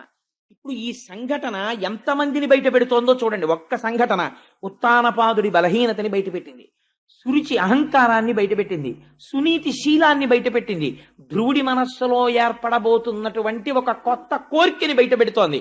ఇన్ని విషయములకు ఆధారభూతమైన ఒక సంఘటనని ఎత్తుకుంటున్నాడు వ్యాసుడు. ఎంత గమ్మత్తైనటువంటి విషయం అండి నిజంగా. వ్యాస భగవానుడికి మనం ఎన్నిసార్లు జోదలు చేయాలి మహానుభావుడికి అని ఆవిడంది. నాన్న ఎందుకురా బెంగ పెట్టుకుంటావు? విను, ఆడిన ఆ సురుచి వచనములు సత్యంబులుగను, సర్వశరణ్యుండనగల హరిచరణంబులు కను, జనకుని అంకమెక్కగా తలతేనిన్. సురుచి ఏం చెప్పిందో అది పరమ యథార్థం. నిజంగా నీ తండ్రి యొక్క తొడ ఎక్కి కూర్చోవాలన్న కోరిక నీకుంటే, మీ తండ్రి మనస్సుని మళ్ళీ అలా మార్చగలిగిన వాడెవరో తెలుసా? సురుచిని తొక్కి పెట్టి సునీతిని పక్కకి తెచ్చుకోగలగాలి. ఇది నీ అంత నీకు సాధ్యం కాదు. ఈశ్వర పాదాలు పట్టుకోవాలి. పట్టుకుంటే సురుచిని తిరస్కరించగలవు, సునీతికి పెద్దపీట వేయగలవు, ఆత్మధర్మాన్ని భక్తితత్వాన్ని ఒప్పుకోగలవు, నీ ధర్మమునందు నువ్వు నిలబడగలవు, సురుచిని త్రోసిరాదనగలవు. నాకు అక్కర్లేదు ఈ భౌతిక సుఖాలని, ధర్మ విరుద్ధమైనటువంటి సుఖమునందు మమకారమును విడిచిపెట్టగలవు. అలా విడిచిపెట్టడానికి ఈశ్వరానుగ్రహం ఉండాలి. అందుకని ఏది సురుచి చెప్పిందో అది యథార్థం. నీకు నిజంగా నీ తండ్రి అంకం ఎక్కాలన్న కోరికుంటే నువ్వు శ్రీమన్నారాయణ పాదారవింద సంసేవనము చెయ్యగలగాలి. ఇలా ఏడవడం కాదురా, ఆయన గురించి ఏడవగలవా? ఏడిచాడు మీ తాత మహానుభావుడు స్వయంభవమనువు. అఖండమైన రాజ్యం ఇచ్చాడు చిత్రముఖ బ్రహ్మగారు. మొట్టమొదట ఏది భూమండలం అని అడిగాడు స్వయంభవమనువు. హిరణ్యావత మహానుభావుడు ఆదివరాహమూర్తి అయ్యి వచ్చి యజ్ఞవరాహమూర్తి భూమిని పైకెత్తి మీ తాతకిచ్చాడు స్వయంభవమనువుకి. వరాహావతారం అంటే ఎంత గొప్పదో తెలుసా అండి? ఒక చోట ఒక మాట చెప్తారు. పోతనామాచ్యుల వారు ఆంధ్రీకరిస్తున్నారు భాగవతాన్ని. ఒక రాజుగారు అడిగారు, నాకు ఆ భాగవతాన్ని ఇమ్మని. అడిగితే పోతన గారు ఇవ్వనన్నారు ఎవ్వరికి. ఈ మనుజేశ్వరాధములకిచ్చి పురమ్ములు వాహనమ్ములు సొమ్ములు కొన్ని పుచ్చుకొని సొక్కి శరీరము బాసి కాలుచే సమ్మెటవాటులంబడక సమ్మతి శ్రీహరికిచ్చే చెప్పే ఈ బొమ్మెల పోతనాచ్యుడొకడు భాగవతంబు జగద్ధితంబు గన్నని చెప్పుకున్నాడు ఆయన. ఆయన ఒప్పుకోలేదు అంకితం ఇవ్వడానికి. ఆయనకి ఏం కానుకలు గుచ్చుకోట, ఆయనకి మమకారం లేదుట, ఈశ్వరుడి పాదాలు పట్టుకున్నవాట అని తెలుసుకుని ఆ రాజు వేటమిషతో వచ్చి భటుల్ని పంపాడు. పోతన గారిని తీసుకురండి నా దగ్గరికి. ఆ భటులు వెళ్ళారు. వెళ్ళేసరికి పోతన గారు, ఆయనకి ఏముందంటే ఒక చిన్న పూరిపాక అంతే, ఆ పూరిపాకలో కూర్చొని భాగవతాన్ని ఆంధ్రీకరిస్తున్నారు. ఈ భటులు లోపలికి ఎడదామని చూశారు. వెళ్ళేటప్పటికి ఒక అడవి పంది పడుకునుంది పర్ణశాల ముందు, ఆ కుటీరం ముందు. అది వీళ్ళని చూసి పైకి లేచి గుర్ర నరిచింది. ఇటువంటి అడవి పందిని మనం ఎన్నడూ చూడలేదని భటులు పారిపోయి రాజుకు చెప్తే రాజు చీవాట్లు పెట్టాడు. అడవి పందిని చూసి పారిపోతారు, అది పులే సింహమా, మొత్తం సైన్యం వెళ్ళండి అన్నాడు. ఇంతమంది సైన్యం దాని కోరలు చూసి, దాని నోరు చూసి, దాని పళ్ళు చూసి భయపడి వచ్చేసారు. రాజా, మేము అటువంటి వరాహాన్ని చూడలేదన్నారు. తీరా రాజుగారు వచ్చి చూసి ఆశ్చర్యపోయి పోతన గారి పాదములు పట్టుకుని ప్రణిపాతం చేసి, నాకు బుద్ధొచ్చింది, ఈ కాపు కాస్తున్నది కేవలము వరాహము కాదు, ఈశ్వరాంశ అని తెలుసుకుని పోతన గారి కాళ్ల మీద పడిన తరువాత పోతన గారిని ఇంతసేపు మీ పాక బయట కాపాడినటువంటి వరాహం ఎవరంటే బయటికి వచ్చి చూశారు. అక్కడ ఏమీ లేదు. ఆయన అప్పటికి ఆంధ్రీకరిస్తున్న ఘట్టం ఏమిటో తెలుసా అండి? యజ్ఞవరాహమూర్తి భూమినెత్తుతున్న ఘట్టం. ఆ యజ్ఞవరాహమే పోతన గారి పర్ణశాల ముందు పడుకుంది. ఈశ్వరుణ్ణి నమ్ముకున్న వాడికి నమ్ముకున్నంత ఆయన చూస్తాడు, లోకమేం చూడగలదు వాణ్ణి. అందుచేత మహానుభావుడు మీ తాత స్వయంభూమనువు ఆ నారాయణుడు గురించి ఏడ్చాడు. ఏడ్చి ఇంత భూమండలాన్ని మీ తాతకి ఇచ్చాడు శ్రీమన్నారాయణుడు ఏలమని. ఇంత భూమండలానికి నేను అధిపతినని స్వయంభౌమును పొంగిపోలేదు. శరీరమునకు వృద్ధాప్యం వచ్చిన తరువాత కొడుక్కి పట్టాభిషేకం చేసి అరణ్యములకు వెళ్ళిపోయాడు. ప్రయత్నపూర్వకముగా విషయ సుఖాల్ని వదిలిపెట్టేశాడు. వదిలిపెట్టి శ్రీమన్నారాయణుడిని గురించి తపస్సు చేసి తరించిపోయి ఆయన యందు లీనమైపోయాడు. ఆయన గురించి ఏడ్చిన వారిని ఆయన అలా తనలో కలుపుకున్నాడు. అడిగిన సుఖములు ఇచ్చాడు. మీ తాతలా నువ్వు ఏడవగలవా? మీ పిన్ని చెప్పింది తప్పు కాదరా, మీ పిన్ని పరమసత్యం చెప్పింది, నీకు అలా ఏడవడం వచ్చా? ఏడవడం వస్తే ఇంట్లో ఏడవడం కాదు, హో ఇక్కడి నుంచి పోయి అరణ్యంలో కూర్చుని నిశ్శబ్దంగా ఉన్న చోట కూర్చుని శ్రీమన్నారాయణుడి గురించి ఏడు. ఆయన అనుగ్రహం కలిగిందా మీ తండ్రి అంకసీమ నువ్వు చేరగలుగుతావు. ఒక 5 సంవత్సరముల పిల్లవాణ్ణి ఎటువంటి స్థితికి తల్లి మాట తీసుకెళ్లిపోతుందో చూడండి. ఏ పిల్లడినైనా తల్లి మాట తీసుకుని వెళ్ళగలదు. అమ్మ ఇలా పెరుగన్నపు ముద్ద నోట్లో పెడుతూ చెప్పిన మాటలే ఆ పిల్లవాడి శీలాన్ని తీర్చిదిద్దుతాయి. అబ్దుల్ కలాం గారు ప్రిఫేస్ రాసుకుని ఒక మాట అంటాడు, అమ్మా, I wait for that day of the final judgement to reach your lotus feet once again. అమ్మా, వచ్చి నీ పాద కమలముల యందు చేరిపోయేటటువంటి మహామృత్యువు గురించి నిరీక్షిస్తున్నానన్నాడు మహానుభావుడు. అమ్మా, నాడు ఆకలితో నేను పరిగెత్తుకొస్తే నేను నేల మీద కూర్చుని అమ్మా ఆకలేస్తోందంటే నువ్వు కంచంలోంచి అన్నపు ముద్ద కలిపి నా నోటిలో పెట్టి నాకు నువ్వు అందించిన సంస్కార బలం రోజుకి దేశం గురించి 18 గంటలు అలమటించి 6 గంటలు నిద్రపోవడంలో పెళ్లి చేసుకోవాలన్న స్పృహ మరిచిపోయేటట్టు చేసింది. అటువంటి మహర్షి అబ్దుల్ కలాం అంటే. అటువంటి రాష్ట్రపతి పాలిస్తున్న దేశంలో నేను ఉన్నందుకు గర్వపడుతుంటాను నేను. అటువంటి మహాపురుషుడు ఋషి కాడండి కలాం గారు. అటువంటి వాడు వింగ్స్ ఆఫ్ ఫైర్ కి ప్రిఫేస్ రాస్తూ ఒక మాట అన్నాడు, అమ్మా, నువ్వు పెట్టిన అన్నం నన్ను ఈ స్థితికి తెచ్చింది. మళ్ళీ నేను ఎన్నడూ నీ పాదములకు చేరిపోతానో, ఎప్పుడొచ్చి నీ పాదములకు నమస్కరిస్తానో అని ఫైనల్ జడ్జిమెంట్ డే కోసం వెయిట్ చేస్తున్నానమ్మా అన్నాడు. పోతన గారు వాడారు ఆ మాట. మహామృత్యు కాలంబునన్ అజామిలోపాఖ్యానం విందురు గాని ఎలా ఉంటుందో అసలు ఆ నామం అంటే ఏమిటో విందురు గాని. సరే, అది వేరు విషయం. ఎలాగో వచ్చేస్తున్నాయి కదా, పప్పు కూర పచ్చడి అన్ని తర్వాత గరిట్లు అన్ని పట్టుకుని సిద్ధంగా ఉన్నారు. దాని తర్వాత ఒకటి ఎలాగో వడ్డించేస్తారు. సరే, అందుచేత ఈ మాట చెప్పింది తల్లి. ఈ మాట చెప్తే తల్లి చెప్పిన మాట పిల్లవాడి తల్లోకి ఎక్కిందంతే. ఈ మాట చెప్పగానే, సరే నేను బయలుదేరతానమ్మా, శ్రీమన్నారాయణుడి గురించి నేను తపస్సు చేస్తాను, చేసి ఆ స్వామి అనుగ్రహాన్ని పొందుతాను. పిల్లవాడి తిక్కని దేని కింద మారుస్తోందో చూడండి. ఈ కౌశలం తల్లికి ఉండాలి. తల్లి వాళ్ళ మీద నేరాలు వీళ్ళ మీద నేరాలు పిల్లలకి నేర్పితే సంస్కార బలం రమ్మంటే ఎక్కడి నుంచి వస్తుందండి? తల్లి ముందు గొప్ప గొప్ప సంఘటనలు నేర్చుకుని ఒక పెరుగన్నం పెడుతూ, ఒక మహాత్మా గాంధీ గారి జీవితంలో ఎప్పుడు మారారో ఆయన ఆటోబయోగ్రఫీలోంచి, తండ్రి ఆఖరణ నోటి వెంట మాట్లాడలేక మృత్యువులోకి వెళ్ళిపోతున్నప్పుడు కన్నుల వెంట కారిన నీటి బిందువులు గాంధీ గారిని మార్చాయి. ఎంతమంది తల్లిదండ్రులు ఇవ్వాలటువంటి సంఘటనలు పిల్లల్ని కూర్చోపెట్టుకుని చెప్తున్నారు. వాకాటి పాండురంగారావు గారు మహానుభావుడు దిక్సూచి అని వ్యాసాలు రాశాడు.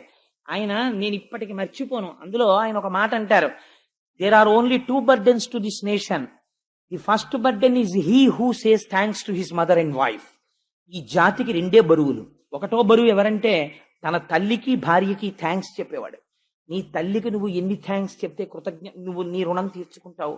నీ భార్యకి నువ్వు ఎన్ని మాటలు థ్యాంక్స్ చెప్తే రుణం తీర్చుకుంటావు. నీ తేజస్సుని స్వీకరించిందా? నీ రూపంలో నీ వంశాన్ని పెంచిందా? నువ్వు ధర్మానుష్ఠానమనందుంటే నీకు అన్నం వండి పెట్టిందా? నీ కోసం ఇంటి పేరు వదిలిందా? నీ కోసం గోత్రం వదిలిందా? ఇది చెప్పేవాడు లేడా? రామాయణం అక్కర్లేదా? భాగవతం అక్కర్లేదా? దిక్కుమాలిన సీరియల్స్ అన్ని కావలసి వచ్చాయా?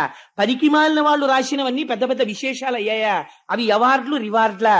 పిల్లలకు ఆ సంస్కారం మనం ఇంజెక్షన్ చేస్తున్నామా? వాళ్ళు విషపు పురుగులు కాకపోతే సాధు గోవులు కమ్మంటే ఎలా అవుతారు? వాళ్ళకి మనం ఎక్కడిస్తున్నాం సంస్కార బలం? సంస్కార బలం అందిస్తే వాళ్ళు సంస్కారవంతులు అవుతారు. అందించకుండా సంస్కార బలం పొందమంటే వాళ్ళు ఎక్కడి నుంచి పొందుతారు? పిల్లడికి ఆనందం పొందాలి. మా తాతగారి దగ్గరికి పరిగెత్తి మా తాతగారు మంచం మీద పడుకుని రాత్రి అలా ఏవో పద్యాలు చదువుకుంటుంటే మా తాతగారి పక్కన పడుకుంటే, తాతగారండి కథ చెప్పండి తాతగారండి అంటే, మా తాతగారు రాత్రి నాకు నిద్ర పట్టే వరకు వర్ణించి చెప్తుంటే ఒక్కొక్క కథ. ఈ జాతికి సంస్కారవంతులైన మహాపురుషులందరూ పునర్జన్మలు ఎక్కడ పొందారో తెలుసా అండి? తాతల పక్కన పడుకుని మంచాల మీద, నాయనమ్మల ఒళ్ళో అమ్మ పెట్టిన పెరుగన్నపు ముద్దలతో కలిపి పెట్టినటువంటి చిన్ని చిన్ని కథలలో. శివాజీ వరకు ఏ నిజమైన పాఠశాలలు మన సంస్కృతికి, అవే నిజమైనటువంటి ఆలయాలు. అవి ఇవాళ సరే, ఇంకా దాని గురించి నేను మాట్లాడను. అందుచేత ఆవిడంది వెళ్ళి శ్రీమన్నారాయణుడి గురించి తప్పించరా, నీకు ఆ సమర్థత ఉందా అంది. పిల్లవాడు కదా, ఒక్క ఉదుటునలు ఇచ్చాడు. అమ్మా నేను ఎందుకు చేయలేను, నేను చేస్తాను అని గబగబా వెళ్ళిపోతున్నాడు అంతే ఇంట్లోంచి. ఎవరండి? 5 ఏళ్ల పిల్లవాడు. వెళ్ళిపోతుంటే తల్లి వెంటనే మళ్ళీ పరిగెత్తుకెళ్ళి వెనక్కి తీసుకొచ్చేయలేదు, బయలుదేరందంతే. ఇప్పుడు ఎవరొచ్చారో తెలుసా అండి? లోక కళ్యాణము చేసేటటువంటి నారదుడు పరిగెత్తుకొచ్చాడు. ఇలా చెప్పిన అమ్మ ఎక్కడుంది, ఇలా పరిగెత్తిన పిల్లాడెక్కడున్నాడు రా? చాలా ఆశ్చర్యం జరిగిపోతోంది ప్రపంచంలో. ఇదేమిటో నేను చూడాలి. ఇప్పుడు పిల్లలకి ఒక విచిత్రమైనటువంటి లక్షణం ఉంటుంది. ఇంట్లో అమ్మా నాన్న ఎంతైనా చెప్తారు, స్కూల్కి పంపించేటప్పటికి మిగిలిన వాతావరణం వాళ్ళని డామినేట్ చేస్తుంది. గురువు దాన్ని పసికట్టి దిద్దగలగాలి. అందుకని నారదుడు పరిగెత్తుకొచ్చాడు. ఇప్పుడు చూడండి ఆయన ఎలా మాట్లాడతాడో, ఎంత అందంగా మాట్లాడతాడో. ఆ పొంగుతున్న పాల మీద నీళ్లు చల్లే ప్రయత్నం చేస్తాడు. ఏమిటో ఇవన్నీ అని. అప్పుడు పిల్లాడు అబ్బే లేదండి అలా కుదరదు. నిజమేనా అండి? అయ్యి బాబాయ్ మీరు మహానుభావుడు, అలా అయితే సరేనండి నేను ఇంట్లో పోతానులేండి, మా అమ్మ తెలియక పాపని చెప్పింది అన్నాడు అనుకోండి, అయిపోయింది అంతే. మళ్ళీ గురువు దీన్ని తీర్చిదిద్దాలి. నీటిలో 1000 సంవత్సరములు నానిపోయినటువంటి శిల దొరకడం ఒకెత్తు, దాన్ని శిల్పి చెక్కడం ఒకెత్తు. ఇది గురువుల యొక్క అనుగ్రహం అంటే. అందుకొచ్చాడు నారదుడు. ఇప్పుడు ఎలా చెక్కుతున్నాడో చూడండి. ఆయన అన్నాడు, ఒరే నాన్న ఎక్కడికి రా ఇలా పరిగెడుతున్నావు అన్నాడు. ఆ ధ్రువుడు 5 ఏళ్ల వాడు. ఇలా బొగ్గలు అదిరిపోతున్నాయి, కళ్ళు ఎర్ర పడిపోయి ఉన్నాయి, కోపం. అప్పటిదాకా ఏడుచున్నాడు. అన్నం తినెళ్ళరా అని కూడా అనలేదు అమ్మ, గుక్కెడు నీళ్లు తాగరా అనలేదు. వెళ్ళిపోతున్నాడు. ఆ కోపంతో ఒక్కసారి నిలబడ్డాడు. డొక్కలు అదిరిపోతున్నాయి ఆవేశంతో.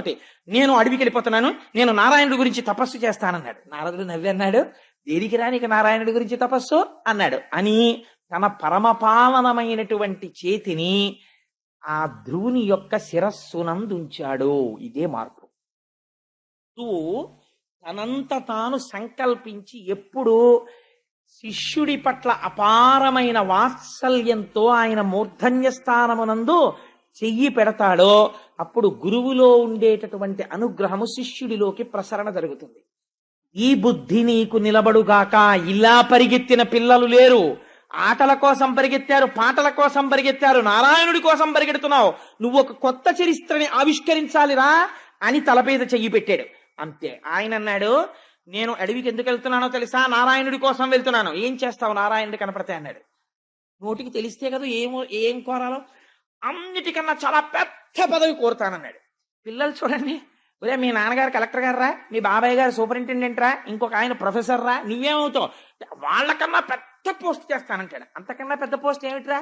ఏమో నాకు తెలియదు, కానీ నేను ఇంకా పెద్ద చేస్తానంటాడు. అలా ఆ పిల్లాడి మాటల్ని యథాతథంగా తీసుకొచ్చేసిందండి భాగవతం. ఆయన అన్నాడు, నేను చాలా పెద్ద పదవికి వెళ్ళిపోతానన్నాడు. ఏం పెద్ద పదవికి వెళ్ళిపోతావురా అన్నాడు నారదుడు. ఏమో, నన్ను అడక్కండి, ఆయనకి తెలుసు ఏం పెద్ద పదవి ఇవ్వాలో. ముందు నేను ఆయన్ని చూడాలి, ఆయన దగ్గర మాట్లాడాలి. మా అమ్మ చెప్పింది ఆయన ఇవ్వగలడని. మా నాన్న తొడ మీద ఎక్కద్దంది కదా మా పిన్ని. నేను ఇప్పుడు ఆయన గురించి తపస్సు చేస్తాను, ఆయన వస్తారు. వచ్చింది ఇది నమ్మకం. మా ఇంట్లో ఉన్న విగ్రహం విగ్రహం అంటే ఎక్కడ కనపడతాడండి? ఈశ్వరుడు ఉన్నాడు, ఎందుకు కనపడాడు అన్నవాడికి కనపడతాడు. కదిలిపోతాడంతే పరమాత్మ, కనపడతాడు. ఆయన వస్తాడు, నేను ఆయన గురించి కూర్చుంటాను, ఆయన గురించి నామని చెప్పుకుంటాను. వస్తాడు. ఏం తెలుసు వీడికి? వీడికి తపస్సు అంటే తెలుసా? స్వాధ్యాయం తెలుసా? ఉపనిషత్తు తెలుసా? ఏం తెలుసు? ఆయన వస్తాడు. వచ్చిన తర్వాత నాకు మా నాన్న తొడ మీదకి ఎక్కనివ్వలేదు కదా, నేను స్వామిని అడుగుతాను, నాకు పెద్ద పదవి కావాలి స్వామి అంటాను. పెద్ద పదవి ఇస్తాడు. అప్పుడు తిరిగి వస్తాను. అప్పుడు మా పిన్ని మా నాన్న వాళ్ళందరూ చూసి, ఒరే ఎంత పెద్ద పదవి పొందావురా అంటారు.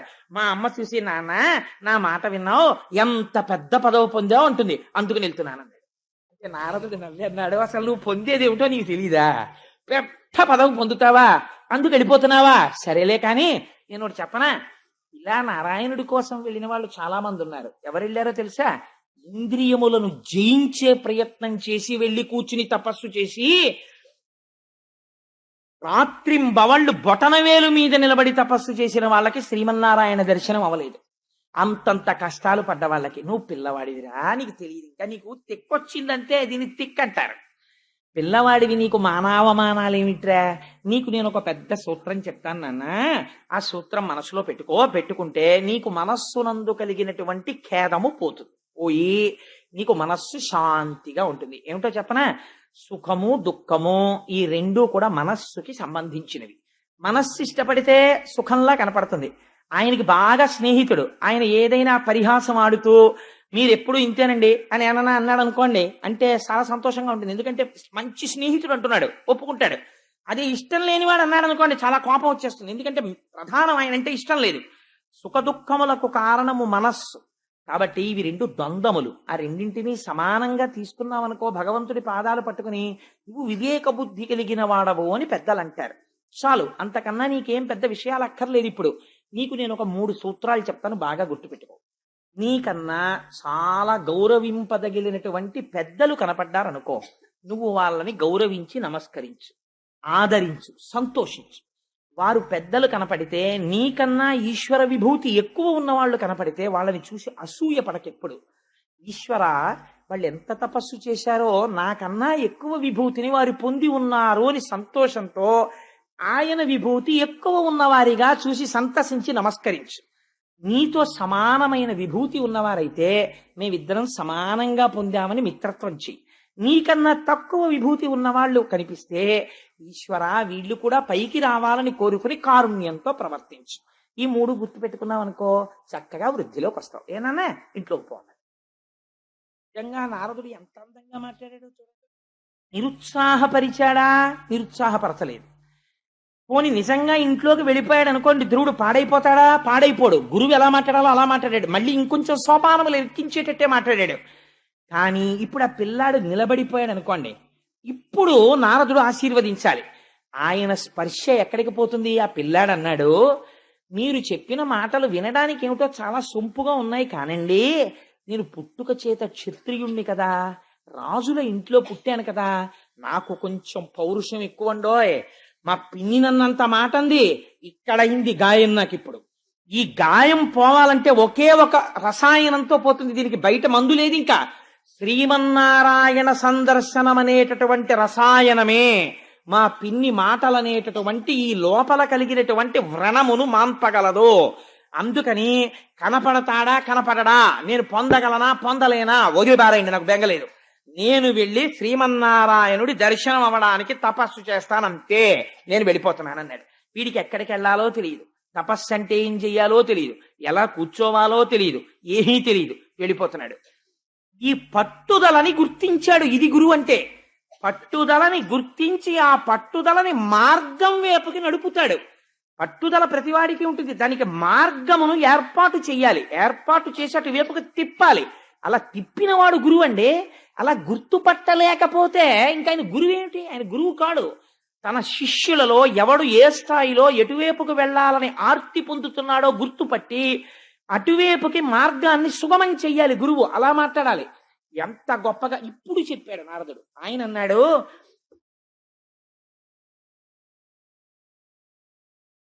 వర యమునా నది తటమున హరి సాన్నిధ్యంబు శుచియు అతి పుణ్యమునై పరగిన మధువనమునకును సరస గుణాచనము మేలు సమకురు ఎచటన్. నాయనా సరసగుణ, నువ్వు చనుము, వెళ్ళు. ఎక్కడికెడతావో తెలుసా? వర యమునా నది తటమున, యమునా నది యొక్క ఒడ్డున హరి సాన్నిధ్యంబు శుచియు, నిరంతరము శ్రీమన్నారాయణుని యొక్క పాద స్పర్శ కలిగినటువంటి ఒక గొప్ప వనమున్నది. ఆ వనమునకు మధువనమని పేరు. అది అతి పుణ్యమైనటువంటి వనము. నువ్వు ఆ వనమునకు వెళ్ళు. వెళ్ళి అక్కడ స్వస్తికాసనమో పద్మాసనమో నీకు ఏ ఆసనం వచ్చో ఆ ఆసనము వేసుకుని కూర్చో. శుచి అయి స్నానం చేసి యమునా నదిలో స్నానం చేసి ఆచమనం చేసి కూర్చో. కూర్చున్న తర్వాత నీ మనస్సుని ముందు నిగ్రహించు. కోపంలో ఉంది కదా, పిన్ని వైపే ఉంటుంది నీ మనస్సు. అలా ఉంటే శ్రీమన్నారాయణ దర్శనం ఎలా అవుతుంది? ఇప్పుడు నీ పిన్ని మీద ఉండకూడదు మనస్సు. నీ కోరిక సాధించాలంటే నీ బుద్ధి యందు ఉన్నటువంటి వ్యగ్రత ఈశ్వరుడి వైపుకి వెళ్ళిపోవాలి. నాకెందుకు కనపడడో బాగా పట్టుపట్టే అంతే మనసులో. చెట్టు పట్ట, చెట్టు పువ్వు లేదా 4 ఆకులు, ప్రధానముగా తులసి, ఏది కనపడితే అది తెచ్చుకో. స్వామివారి యొక్క మూర్తిని ముందు నీటిలో కానీ పవిత్ర ప్రదేశంలో కానీ పెట్టి వీటితో పూజ చెయ్యడం ప్రారంభం చెయ్యి. ఏది దొరికితే అది నివేదన చెయ్యి. అతి మితంగా ఆహారాన్ని తీసుకో. ఎవ్వరితో మాట్లాడకో. ఈశ్వరుడు యందే మనస్సు పెట్టు. రాత్రనక పగలనక నువ్వు మరిచిపోవాలి. కన్నులు మూసుకుని ధ్యానం చేస్తుంటే నీ ఇంద్రియాలు వెనక్కి తిరిగిపోవాలి. నీకేది చూడకూడదు.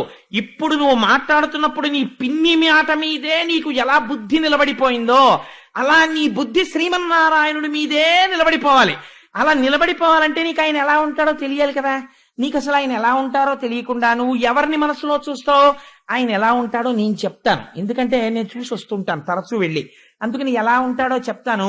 నువ్వు విని బాగా మనసులో గుర్తుపెట్టుకుని వెళ్ళు. ఇప్పుడు మార్గం చెప్పేవాడు వాడు దొరికాడు పిల్లాడికి. వాడు చిన్న పిల్లవాడు, మంచి సుక్షేత్రమునందు పడుతోంది విత్తనం. అందుకని వాడు చెప్పండి చెప్పండి అని ఇలా కళ్ళు తుడిచేసుకుని, చెప్పండి నేను అలాంటి స్వామిని ఇంకా ఆరాధన చేస్తాను, చెప్పండి ఎలా ఉంటాడన్నాడు.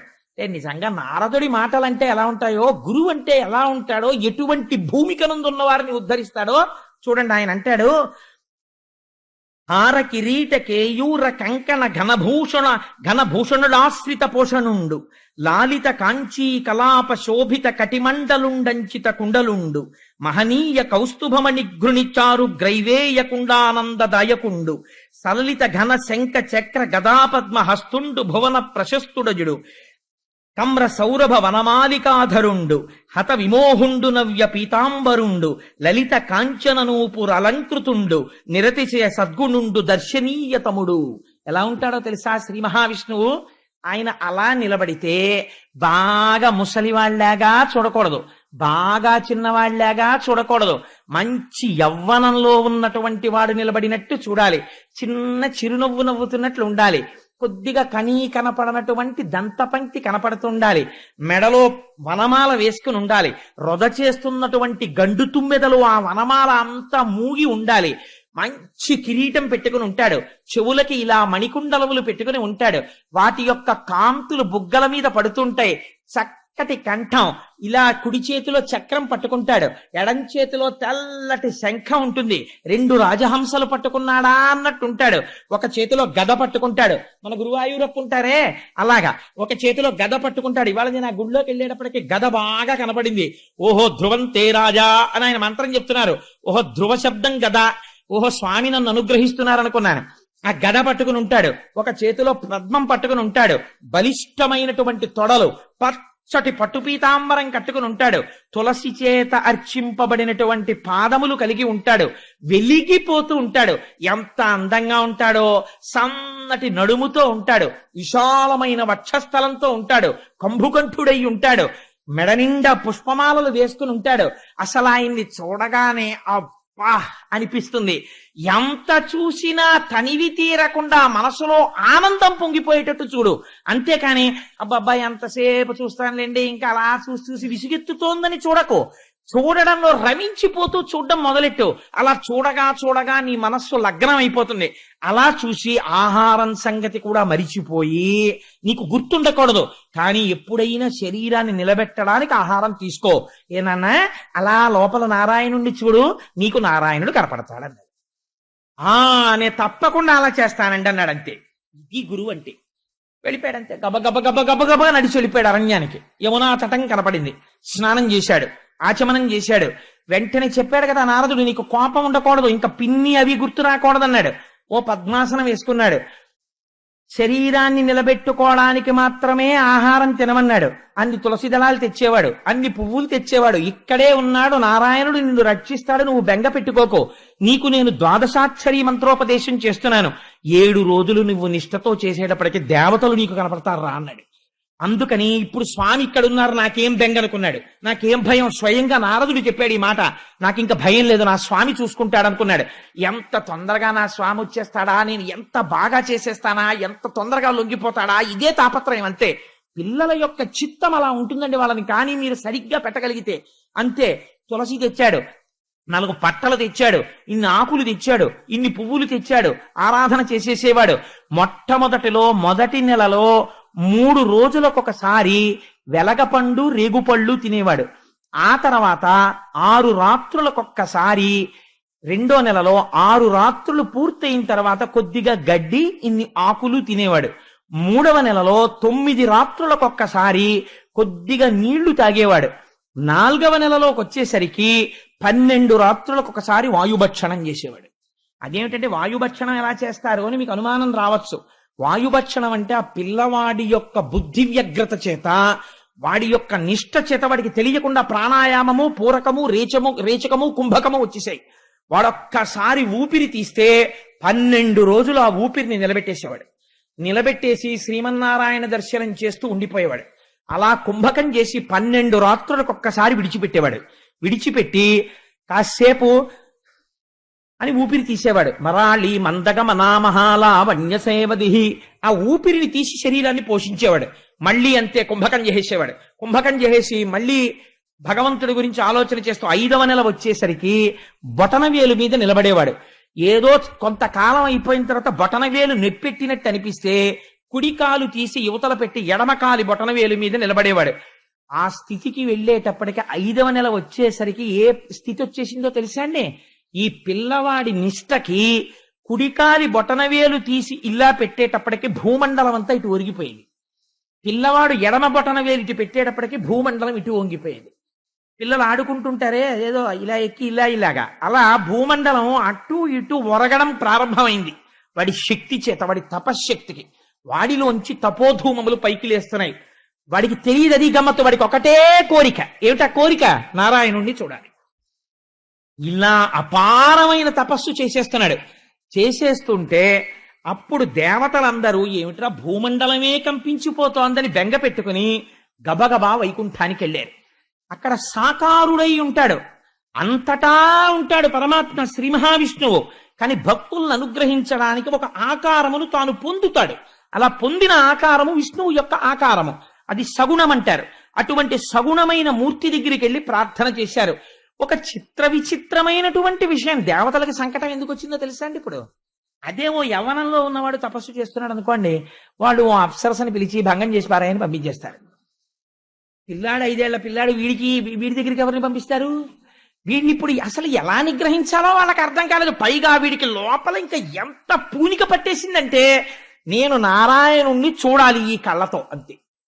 వాడు ఇంకా ఎంత తపస్సు చేసేస్తున్నానో వాడికి తెలియదు, అలా చేసేస్తున్నాడు అంతే. ఇంకా ఇంత గొప్ప తపస్సు సృష్టిలో లేదు.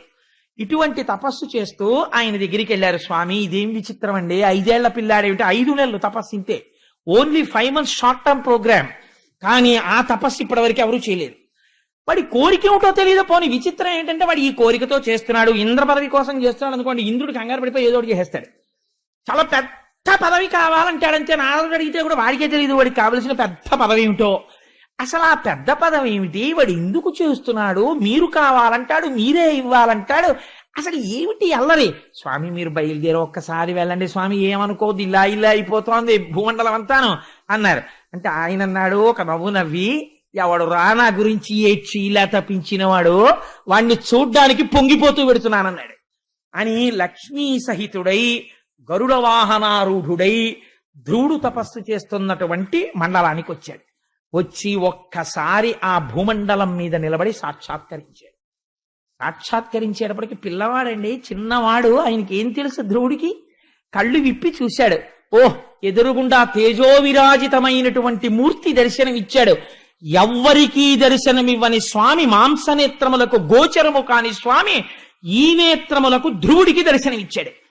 ఇస్తే విచిత్రం ఏంటంటే వీడికి నారాయణ అని పిలవడం కానీ ఆ తర్వాత స్తోత్రం చేయడం కానీ రాదు.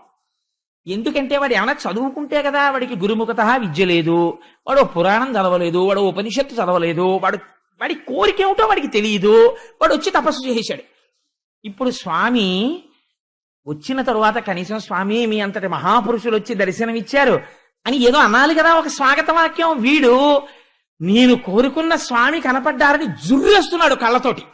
అంతే, ఆపాదమస్తక నారదుడు ఎలా చెప్పాడో అలాగే ఉన్నాడు. కాదు దానికి కోటి రెట్లున్నాడు. నోటితో చెప్పడం కుదరదనమాట అని జుర్రుకుని ఆనందంలో తాగేస్తూ ఇలా పైనుంచి కిందకి, కింద నుంచి పైకి, పైనుంచి కిందకి చూస్తూ అలాగే కూర్చుని ఉండిపోయాడు. ఉండిపోతే స్వామి చరిత్రలో లేని సంఘటన చూసి, వీడు ఇలాగే కూర్చుంటాడు, వీడికి కనీసం స్తోత్రం చెయ్యడం నేనే నేర్పుదాం, లేకపోతే రేపు పొద్దున్న దర్శనమిస్తే వాడు పద్యం కూడా చెప్పలేదంటారు. అందుకని నేనే నేర్పుదాం వీడికి సమస్త వేదములు, ఉపనిషత్తులు, సమస్త జ్ఞానము భాషించుగాక అని 4 అడుగులు ఆయన మంజీరములు మోగుతుండగా, ఆయన చేతి కంకణములు ధ్వని చేస్తుండగా, ఆభరణములు పట్టుకుని 4 అడుగులు ముందుకొస్తే ఆయనతో పాటు గరుత్మంతుడు నడుస్తుంటే లక్ష్మీ సహితుడై నడిచి వచ్చి తన ఎడమ చేతిలో ఉన్నటువంటి శంఖము సమస్త వేద ఉపనిషత్తు జ్ఞాన సారాంశము. ఆ శంఖమును తీసి ధ్రువుడి యొక్క శిరస్సు మీద ఉంచాడు తన చేత్తో. ఎటువంటి భాగ్యాన్ని పొందాడండి నిజంగా, అటువంటి భాగ్యం. అందుకే ద్వాదశి నాడు దగ్ధం అయిపోతుంది రాని అజ్ఞానం, అది వింటే చాలు, ఎన్ని కోట్ల జన్మల తర్వాత వింటున్నావో ఇదన్నారు. ఆ శంఖం తలకి తగిలిందంతే పొంగిపోయి స్తోత్రం మొదలెట్టేశాడు. స్వామి నువ్వెవరవో నాకు తెలుసు, ఈ సమస్త బ్రహ్మాండములు సృష్టి యందు లేవు, ఇవన్నీ మాయ, కేవలము త్రిగుణాత్మకంగా ఏర్పడ్డాయి. ఆది యందు ఉన్నటువంటి వాడివి, అంతమునందున్న వాడివి, మధ్యలో ఉన్న స్థితికారుడవు, పురాణ పురుషుడవు నీవొక్కడివే. సముద్రము వంటి నీ నాభికమలములోంచి ఉద్భవించినటువంటి చతుర్ముఖ బ్రహ్మగారు నువ్విచ్చినటువంటి వేదములను ఆధారం చేసుకుని ఈ సృష్టినంతటినీ రచన చేశాడు. పామరుడైనటువంటి వాడు, ఇంద్రియముల కదలన కలిగేటటువంటి సుఖము శాశ్వతమనుకున్నవాడు నిన్ను విస్మరించి ఇంద్రియ భోగములందు లంపటుడై పునర్జన్మలెత్తుతూ, కొన్ని కోట్ల జన్మలెత్తుతూ సంసార పరిభ్రమణమును చేస్తూనే ఉన్నాడు. ఈశ్వర, నీ అనుగ్రహము ఎంతటిదని నేను చెప్పగలను. కేవలము నిన్ను చూడాలని ఆర్తి చేత, ఏమీ చేత కానటువంటి నేను నీ నామమును ఉచ్చరిస్తూ ఇక్కడ కూర్చుండిపోయినంత మాత్రం చేత దయాళువు అయి నాకు దర్శనమిచ్చావు. స్వామి నువ్వు కనపడ్డావు కాబట్టి నేను ఒకటి అడుగుతున్నాను, జన్మ జన్మాంతరములకు నాకు కావలసినది ఏమిటో తెలుసా అని ఆయన అంటాడు.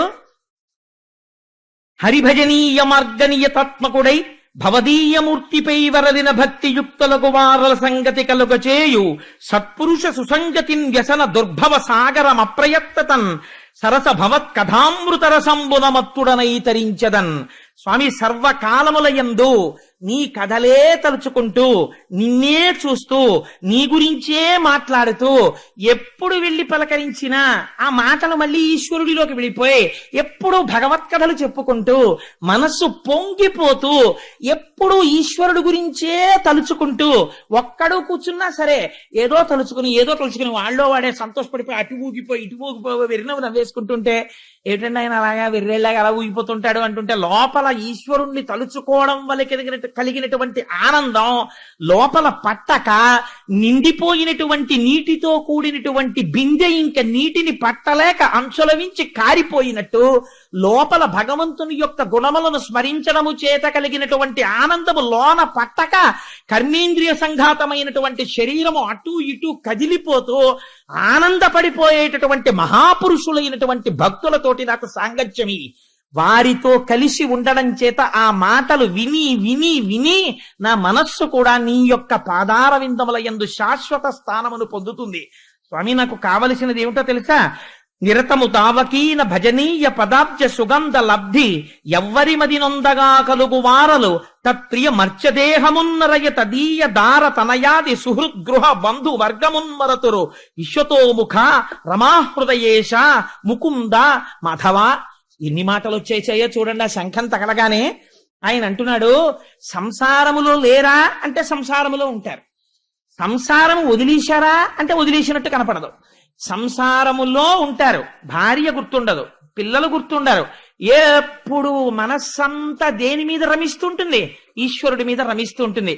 అలా ఎప్పుడు రమించిపోతూ రమించిపోతూ ఆఖరికి దేహం పడిపోతున్నప్పుడు కూడా ఈ శరీరం పడిపోతోందనేటటువంటి మృత్యుభయాన్ని పొందకుండా ఆఖరి శ్వాసలో కూడా నిన్నే తలుచుకుంటూ పొంగిపోయే లక్షణం ఉన్నటువంటి మహాభాగవతులు నిన్నే పొందుతున్నారు స్వామి, నీలో ఐక్యమైపోతున్నారు. అటువంటి వారితోటి నాకు సాంగత్యం ఇప్పించు తండ్రి అని అడిగాడు.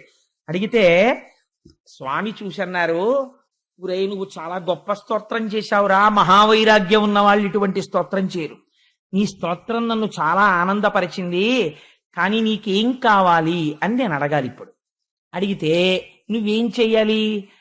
అయ్యా స్వామి నాకు ఇది కావాలండి అని అడగాలి. దీన్ని స్వామి దర్శనం ఇవ్వడం, భక్తుడు వరం అడగడం, స్వామి వరాన్ని ఇవ్వడం అంటారు. నీకు నారదుడు చెప్పాడు కదా, నేను ఏదైనా ఇవ్వగలను అని మీ అమ్మ చెప్పింది కదా, అందుకే కదా నువ్వు తపస్సు చేశావు. నువ్వు బయలుదేరేటప్పుడు ఏమని బయలుదేరావు? నాకు పెద్ద పదవి కావాలని బయలుదేరావు. నీకు పెద్ద పదవి అంటే నీకు ఏమిటి చెప్పాలో నీకు చేత కాదు, కానీ ఇది నువ్వు పెద్ద పదవి అన్నది ఏమిటో నాకు ఒక్కడికే తెలుసు, కానీ అది ఎవరికి ఇవ్వరు ఆ పదవి. కానీ ఊరే ఇంత చిన్నవాడివా పదవి ఏమిటో తెలియకుండా ఇంత తపస్సు చేసేసావు, అందుకే నీకు ఇచ్చేస్తున్నాను ఆ పదవి. ఏమిటో తెలుసా పదవి? ధర్మము, అగ్ని, కశ్యపుడు, సప్తర్షులు, కాలము, నక్షత్ర మండలము, ఋతువులు, సూర్యచంద్రాది గ్రహములు, ఈ బ్రహ్మాండములు ఏది కదలకపోతే దాన్ని ఆధారంగా చేసుకుని రంగులు రాట్నం తిరిగినట్టు తిరుగుతాయో అటువంటి ధ్రువమండలం కింద నిన్ను మార్చేస్తున్నాను. నువ్వు ధ్రువమండలమై వినువీధిన వెలుగుతుంటే నిన్ను ఆధారం చేసుకుని సమస్త జ్యోతిశ్చక్రము తిరుగుతుంటుంది. అటువంటి పదవిని నీకు అనుగ్రహిస్తున్నానన్నాడు. అంటే అసలు ధ్రువుడికి అలాంటి పదవి ఉంటుందని తెలియదు, పొంగిపోయాడు. ఇది స్వామి అనుగ్రహం అంటే. అందుకే శంకరాచార్యులు వారు అంటారు, ఈశ్వరుణ్ణి నువ్వు అడక్కు అంటారు. నీకేం వచ్చని అడుగుతావు? నువ్వు అడక్కు, నీకు నోటితో తెలియదు. స్వామి నువ్వు రక్షించు అను. ఆయనకి తెలిసి నీకేమిచ్చి కాపాడుకోవాలో ఆయన ఇస్తాడు. ఏమండి ఆయన ఎంతో మంది ఎన్నో అడిగారు, ఇలా అడిగిన వాళ్ళు ఉన్నారా అని. నీకంత పదవి ఇచ్చానురా, కానీ ఇప్పుడే కాదు, నువ్వు ఇంటికెళ్ళు. నీకు భవిష్యత్తు కూడా చెప్పేస్తున్నాను. నీ తమ్ముడు మరణిస్తాడు, నీ పిన్ని మరణిస్తుంది, నీకు రాజ్యాభిషేకం జరుగుతుంది. జరిగిన తరువాత తదనంతర కాలమునందు నువ్వు వైరాగ్యం పూర్ణంగా సిద్ధించి తపస్సు చేస్తావు. అప్పుడు నిన్ను అటువంటి ధ్రువమండలానికి తీసుకెళ్ళి తర్వాత నాలో ఐక్యం చేసేసుకుంటాను. ఇదే నీకు చిట్ట చివరి జన్మ అని చెప్తే ధ్రువుడు అని చెప్పి స్వామి అంతర్ధానం అయిపోయాడు. అంతర్ధానం అయిపోతే ధ్రువుడు చాలా దిగులుగా ముఖం పెట్టి, అయ్యో ఇంత తపస్సు చేస్తే నాకు ఇదా ఫలితమని ఏడుపు మొహంతో బయలుదేరట. అది విచిత్రం. మీరు విచిత్రం చూసారా? ఆయనంత పదవిస్తే ఈ పిల్లాడికి ఏమిటో ఇంత తపస్సు చేస్తే శ్రీమన్నారాయణుడు కనపడితే పెద్ద పదవిస్తాడనుకుంటే ఇదా నాకు ఇచ్చింది అని ఏడుస్తూ వెడుతున్నట్టంటే చిన్న బుచ్చుకున్న మొహంతో. అంత ధ్రువుండును పంకేరుహాక్ష పాద కమల సేవోసాదిత మనోరథములు తనరియో తనదు చిత్తంబులోన తుష్టి పొందక చనియ విశిష్ట చరిత్ర. విదురుడితో చెప్తున్నాడు మైత్రేయుడు. మనసులో తృప్తి లేకుండా తలంచుకుని ఏదో ఓడిపోయిన వాళ్ళ అలా నడుస్తున్నాడు అన్నారు. అంటే విదురుడు తెల్లబోయాడు. ఇదేమిటయా, నేను ఎక్కడ కనీ విని ఎరుగని ఇంతటి పదవి ఇస్తే ఇంతటి ధ్రువుడు ఇంత గొప్ప పదవొచ్చిందని సంతోషపడ్డం మానేసి ఇలా తలంచుకుని ఏడుస్తూ వెళ్ళడం ఏమిటయ్యా అన్నాడు. అంటే మైత్రేయుడు అన్నాడు, అనగా పినతల్లి తన్ను పల్కిన దురుక్తి బాణ విద్ధాత్ముడగుచు తద్భాషణములు చిత్తమున తల్చుచుండుటను చేసి ముక్తి కొరమికినత్మలో వగగుందుచుండే. ఆ పిల్లవాడు అనుకున్నట్ట, అయ్యవారి స్వామివారి చేతి శంఖం తలకి తగిలింది కదా, నేను తెలియక మా పిన్ని మాటలు నా హృదయంలో నాటుకోవడం వల్ల నాన్నగారి తొడ మీద నన్ను కూర్చోపెట్టుకోలేదు అన్న కారణంతో బయలుదేరుతున్నప్పుడు నాకు పెద్ద పదవిని బయలుదేరాను. సనక సనందనాది మహర్షులు ఎన్ని కోట్ల సంవత్సరముల నుంచో తపస్సు చేసి జ్ఞానం అంటే ఏమిటో తెలుసుకుందామని, ఏ స్వామిని దర్శనం చేద్దామని ప్రయత్నం చేస్తున్నారో అటువంటి వాడు నాకు దర్శనం ఇచ్చాడు. నేనేమడిగి ఉండాల్సింది? స్వామి నాకు మోక్షమి అని అడిగి ఉండాల్సింది. నేనేమో ఏమీ మాట్లాడలేదు. అనవసరంగా పెద్ద పదవి అన్నాను. ఇప్పుడు నేను కొన్నాళ్ళు ఆ ధ్రువ మండలంలో ధ్రువుడిగా ఉండాలి, హాయిగా మోక్షం పొందేస్తే ఎంత బాగుండేది అనుకున్నట్ట వాడు. అందుకుని వాడికి తృప్తి పొందలేదు. అంటే ఇప్పుడు మీకేమర్థం అవుతోంది? స్వామి శంఖం ఎవరికి తగిలిందో వాడు ముక్త పురుషుడు అవుతాడు, వాడికి ముక్తి అందే కోరిక ఉంటుంది. కానీ బయలుదేరినప్పుడే కోరిక కోడాడో అది అనుగ్రహించకుండా స్వామి ఉండరు. అందుకని అటువంటి కోరికను అనుగ్రహించడానికి స్వామి సిద్ధపడ్డారు. అంటే ఇది ధ్రువుడి యొక్క మనస్సు 5 ఏళ్లలో ఎంత పరిణితి చెందిపోయిందో చూడండి, ఎంత స్థితికి వెళ్ళాడో చూడండి. ఈలోగా నారదుడి సంతోషం ఏమిటో తెలుసా అండి? నారదుడి లాంటి వాడు ఎక్కడ ఉంటాడండి? ఉత్తానపాదుడి దగ్గరికి వెళ్ళాడు. పెడితే ఉత్తానపాదుడు ఎదురొచ్చి స్వాగతం పలికి అర్ఘ్యం ఇచ్చి పాద్యం ఇచ్చి లోపలికి తీసుకెళ్లి కూర్చోపెట్టి పక్కన శురుచి లేదు. అందుకని అన్నాడు, బాధగా ఉన్నామే ఉత్తానపాద అన్నాడు. అన్నీ తెలుసు నారదుడికి, తనేగా పంపించాడు కొడుకుని. ఏం అలా ఉన్నావు అన్నాడు. అంటే ఏం చెప్పుకోను మహాపురుష, చూశారా నాకేమో 2 భార్యలు, పాపం వాడు నా కొడుకే కదండి, వాడు నన్ను ఏమడిగాడండి? సామ్రాజ్యం అడిగాడా, సింహాసనం అడిగాడా? తొడ మీద కూర్చుంటానన్నాడు. అంటే సురుచిని చూసినటువంటి భయం చేత వాడిని తొడ మీద కూర్చోపెట్టుకోలేదు.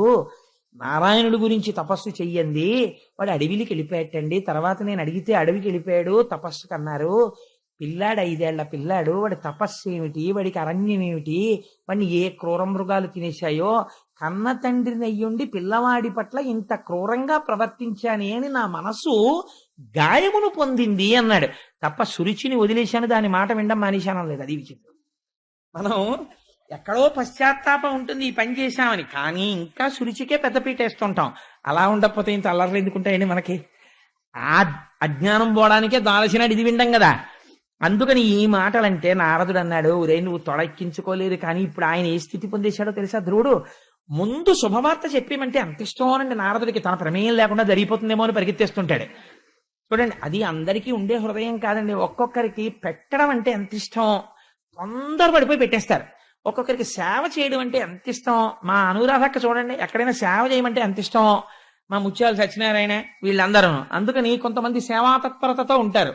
అలా ఎంత సంతోషం శుభవార్త చెప్పడం అంటే. అందుకని ఆయన అన్నాడు, నావిని నారదుండు నరనాథునికిట్లను, నీ కుమారుడా దేవ కిరీటి రత్నరుచి దీపిత పాద సరోజుడైన రాజీవ దళాక్ష రక్షితుడశేష జగజ్జన కీర్తనీయ కీర్తి విభవ ప్రశస్త సుచరిత్రుడు, వానికి దుఃఖమేటికి? ఏమయ్యా నువ్వు బాధపడుతున్నావు, కానీ నీ కొడుకు ఏ స్థితిని పొందాడో తెలుసా? ఏ మహాపురుషుడి యొక్క కేవలం క్రీగంటి చూపుల చేత సమస్త బ్రహ్మాండములు రక్షింపబడుతున్నాయో, దేవతలందరూ రక్షింపబడుతున్నారో, సృష్టి స్థితి లయములు జరుగుతున్నాయో, ఎవడు హేళగా ఈ బ్రహ్మాండములను సృష్టి చేసి కాపాడుతున్నాడో అటువంటి వాడి యొక్క అనుగ్రహమును పొంది వరములు పొందాడు నీ కొడుకు అన్నాడు. పొంగిపోయాడు మహానుభావుడు. ఈలోగా వచ్చేస్తున్నాడు ధ్రువుడు రాజ్యంలోకని కబురెళ్ళింది. కబురెడితే తండ్రి పొంగిపోయాడు, పెద్ద ఉత్సవం చేశాడు, సునీతిని తీసుకొచ్చాడు, ఏనుగులు పట్టుకున్నాడు, పెరుగు పట్టుకున్నాడు. ఆ ఎదురుగుండా కన్యకామణులు ఇచ్చారు. మనం రామచంద్రమూర్తి పట్టాభిషేకానికి వచ్చామే, అలా మళ్ళీ రుక్మిణీ కళ్యాణానికి వద్దాం. ఆ రోజున కన్యపిల్లలందరితో రుక్మిణీ కళ్యాణం చేద్దామని సంకల్పం చేశారు మన గోపాలకృష్ణ గారు. ఎటువంటి వాళ్ళకి కూడా మంచి భర్త వస్తాడు. ఒకవేళ నుదుటున రాసి ఉన్నా కూడా, దుర్మార్గుడు అల్పాయుష్కుడైన భర్త రావాలని ఉన్నా కూడా రుక్మిణీ కళ్యాణం చేస్తే వాళ్ళ నుదుటి వ్రాత మారి సత్పురుషుడైన వాడు భర్తగా వస్తాడు. కృష్ణ పరమాత్మ లాంటి భర్త వస్తాడు.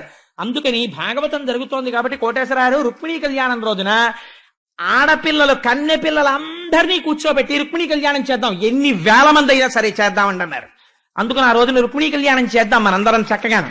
అందుచేత చూడండి, ఆ ధ్రువుడు వచ్చేస్తుంటే తండ్రి పొంగిపోయాడు. తండ్రి పొంగిపోయి ఎదురెళ్ళాడు.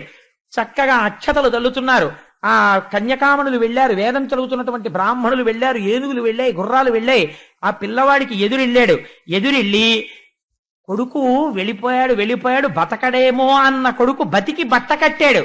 తండ్రి ప్రేమ అంటే ఎలా ఉంటుందో ఏ స్థాయిలో మాట్లాడాలో అలా మాట్లాడతారండి వ్యాసుల వారు. తన కొడుకు వరాలు పొందొచ్చాడని కాదు ఇప్పుడు ఉత్తానపాదుడి సంతోషం, తన కొడుకు బతికొచ్చాడంతే. తండ్రి ప్రేమ అంటే అలా ఉంటుంది. చూడండి, బిగియ కౌగిట చేర్చి మొగముని విరి. నిజంగానే చాలా కాలం తర్వాత ఏ 3 నెలలకో 4 నెలలకో కొడుకు కనపడ్డాడు అనుకోండి, తండ్రి బయటికి వచ్చి ఇలా షేక్ హ్యాండ్ ఇచ్చి ఎరా బాగున్నావా అని అడగలేడు. ఒక వెర్రి కోరిక మనసులో వస్తుంది. ఏంటంటే ఓసారి గట్టిగా కొడుకుని కౌగిలించుకోవాలనిపిస్తుంది. గట్టిగా కౌగిలించుకున్న తర్వాత వాడి గడ్డం పట్టుకుని ఓసారి వాడి బుగ్గలు పట్టుకుని ఊపి వాడి తల వంచి వాడి మూర్ధన్య స్థానమునందు ముద్దు పెట్టుకున్న తర్వాత వాడికి సంస్కారం ఉంటే వంగి నాన్నగారి కాళ్ళకి నమస్కారం చేస్తే ఆయుష్మాన్ భవ అన్న తర్వాత తండ్రికి కడుపులో ఉబలాటం తీరుతుంది. అమ్మయ్య, నా కొడుకుని నేను పూర్తిగా దర్శనం చేశానని. అది అసలు తండ్రి కొడుకులు కలుసుకోవలసిన విధానం. సరే, అందుచేత ఆయన అంటాడు, ఆ బిగియ కౌగిట చేర్చి మొగముని విరి. పాపం ఆ ఉత్తానపాదుడు కొడుకుని చూడగానే గట్టిగా కౌగిలించేసుకుని వాడి బుగ్గల్ని విరేసి శిరము మూర్ఖుని చిబుకంబు చేతపునికి వాడి తల వంచి వాడి మూర్ధన్య స్థానంలో ముద్దు పెట్టుకుని వాడి గడ్డాలు ఇలా నిమిరి అవ్యయానంద బాష్పధారాభిషిక్తు. ఎర్రి ఆనందం కొడుకు వచ్చేసాడని నోట మాట రాక కొడుక్కి క్షమార్పణ చెప్పకూడదు. నాన్న నిన్న ఆ రోజున తొడెక్కించుకోలేదు ఏమనుకోలే, సారీ నాన్న అనకూడదు. లేకపోతే నువ్వు ఇంత గొప్పవాడి అయిపోయావు అనకూడదు, పొగడకూడదు. ఎంత ధర్మం పాటించాడో చూడండి. తెలియక కాదు, సురుచికి లొంగడం వల్ల ఇది ఇన్నాళ్ళు పైకి రాలేదు. ఇప్పుడు ఆనందంతో కన్నుల వెంట నీరు కారిపోతుంటే నేనన్న ఒక్క మాటకి అంత స్థితిని పొందావా నాన్న, నువ్వురా కొడుకు అంటే నన్ను ఉద్ధరించావు అని కౌగిలించుకుంటే కన్నుల వెంట కారిపోతున్నటువంటి బాష్పధారల చేత కొడుకు తల తడిసిపోయిందిట. అలా చేసి ఆశీర్వదింప ఆ చిరయశుండు. అలా కౌగిలించుకుంటే ఆ కౌగిటిలోంచి జారిపోయి తండ్రి పాదముల మీద పడి శిరస్సు తాటించి నమస్కరించేట ధ్రువుడు. చిరాయుర్దాయం కలుగుతుందిరా, ఆయుష్మాన్ భవ అని ఆశీర్వచనం చేసి ఎత్తి కౌగిలించుకుని ఇదండి మర్యాద అంటే. ఒక తండ్రి కొడుకులు మన సమాజంలో ఎలా ఉండేవారో, అంతేగాని అమ్మ దగ్గరికి వెళ్ళి అమ్మ ఈయన్ని ఎలా భరిస్తున్నావు అమ్మా నువ్వు ఇన్నాళ్ళ నుంచి అని వెర్రి జోకులు తండ్రి మీద వేసేటటువంటి దుష్ట సంస్కారం అసలు ఈ జాతికి తెలియదు. ఏ దౌర్భాగ్యుడైన రచయిత రాశాడో, ఎవడు నాశనం చేశాడో ఈ దేశాన్ని నాకు అర్థం కాదు. కానీ అసలు ఆ సంస్కారమే ఈ దేశానికి లేదు. ఇది మన సంప్రదాయం, ఇది మన గౌరవం. తండ్రి కొడుకులు మాట్లాడుకుంటే అలా మాట్లాడుకుంటారు, తల్లి కూతురు మాట్లాడుకుంటే అలా మాట్లాడుకుంటారు.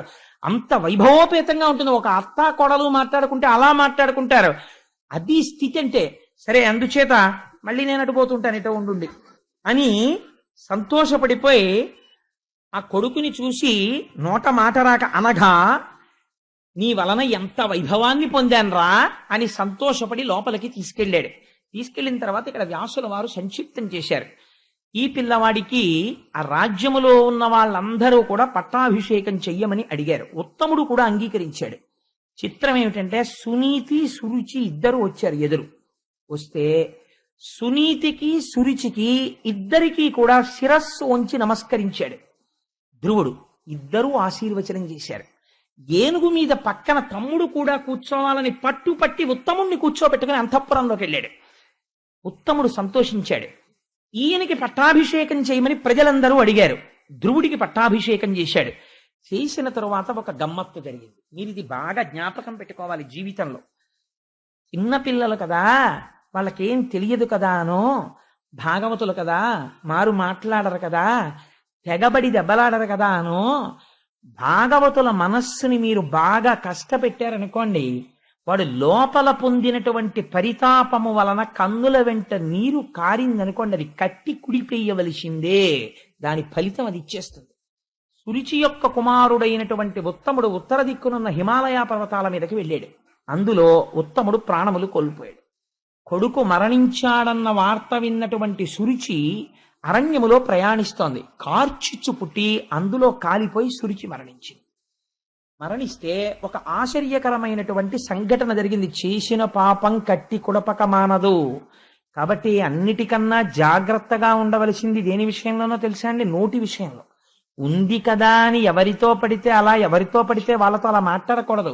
భగవంతుణ్ణి నమ్ముకున్న భాగవతులు ఉంటారు, వాళ్ళతో చాలా జాగ్రత్తగా ఉండాలి. మీ ఇంట్లో ఫీజు అయితే మీరు చేత్తో తీసివేస్తారు, అదే ట్రాన్స్ఫార్మర్ మీద ఫ్యూజ్ పోతే మీరు ముట్టుకుని చేత్తో వేస్తారా? మీరు ముట్టుకోకూడదు. భగవంతుణ్ణి నమ్ముకున్నటువంటి భాగవతులతో ప్రవర్తించేటప్పుడు దాని యందు నిగ్రహం ఉండాలి, గౌరవం ఉండాలి, జాగ్రత్తతో ప్రవర్తించాలి. ఎందుకంటే వారి మనస్సు సంతోషించింది అనుకోండి, ఈశ్వరానుగ్రహం కలుగుతుంది. వారి మనస్సు ఖేదపడింది అనుకోండి, ఈశ్వరుడి ఆగ్రహం కలుగుతుంది. అందుకని భాగవతులతో జాగ్రత్తగా ప్రవర్తించకపోతే ఎంత ప్రమాదం వస్తుందో కూడా ధ్రువోపాఖ్యానం చెప్పేసింది మనకి. తదనంతర కాలమునందు వివాహం జరిగింది ధ్రువుడికి. ఆ వివాహం జరిగినప్పుడు శిశుమారుడు అనబడేటటువంటి ఒక ప్రజాపతి అంటే చాలా పెద్ద పోస్ట్ అది. ఆ ప్రజాపతికి ఒక కుమార్తె, ఆ కుమార్తె పేరు భ్రమి. ఆ భ్రమి అనబడేటటువంటి కుమార్తెని ధ్రువుడు వివాహం చేసుకున్నాడు. ఆ భ్రమి అనబడేటటువంటి భార్య యందు 2 కుమారులు పుట్టారు. ఒకడి పేరు వత్సర, ఒకడి పేరు కల్ప అని 2 కుమారులు పుట్టారు. ఆ తర్వాత వాయుదేవుడి యొక్క కుమార్తె అయినటువంటి ఇలా అనబడేటటువంటి ఒక పిల్లని పెళ్లి చేసుకున్నాడు.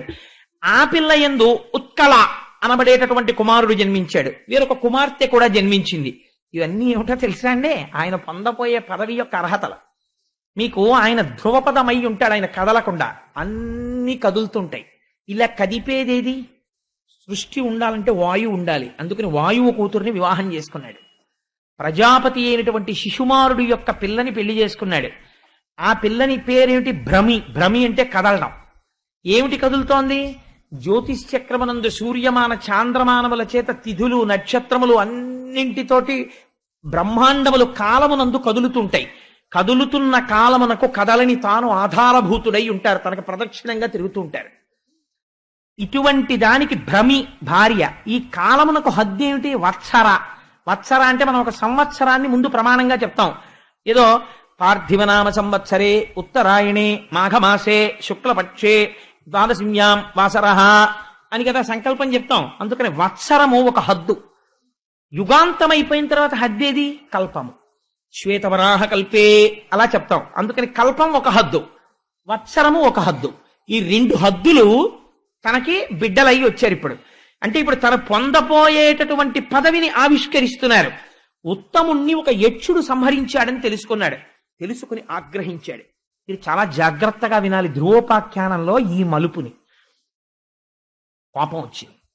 నా తమ్ముణ్ణి యక్షులు సంహరిస్తారా అని యుద్ధానికి బయలుదేరాడు. ధ్రువుడి రథానికి ఒక గమ్మత్తుంది. రంగురంగుల రథం ఎక్కుతాడు. రథం ఎక్కి హిమాలయ పర్వత ప్రాంతానికి వెళ్లి కుబేరుడి యొక్క సైన్యం, యక్షులంటే ఆయన దిక్పాలకుడు, ఆ యక్షులతో విశేషమైన యుద్ధాన్ని ప్రారంభం చేశాడు. చిట్ట చివర ఆ యుద్ధంలో కొన్ని వేల మంది యక్షుల్ని చంపేశాడు. చంపేసి నరనారాయణాస్త్రాన్ని ప్రయోగించడానికని మంత్రాన్ని అనుష్ఠానం చేస్తున్నాడు. చేస్తున్న సమయంలో తాతగారైనటువంటి స్వయంభువ మనువు కనబడ్డాడు. కనబడి ఒక మాట చెప్పాడు. ఎంత తపస్సు చేసిన వాడికి ప్రమాదం ఎక్కడ నుంచి ముంచుకొస్తుందో తెలుసా? అర్థము లేని కోపములోంచి ప్రారంభం అవుతుంది.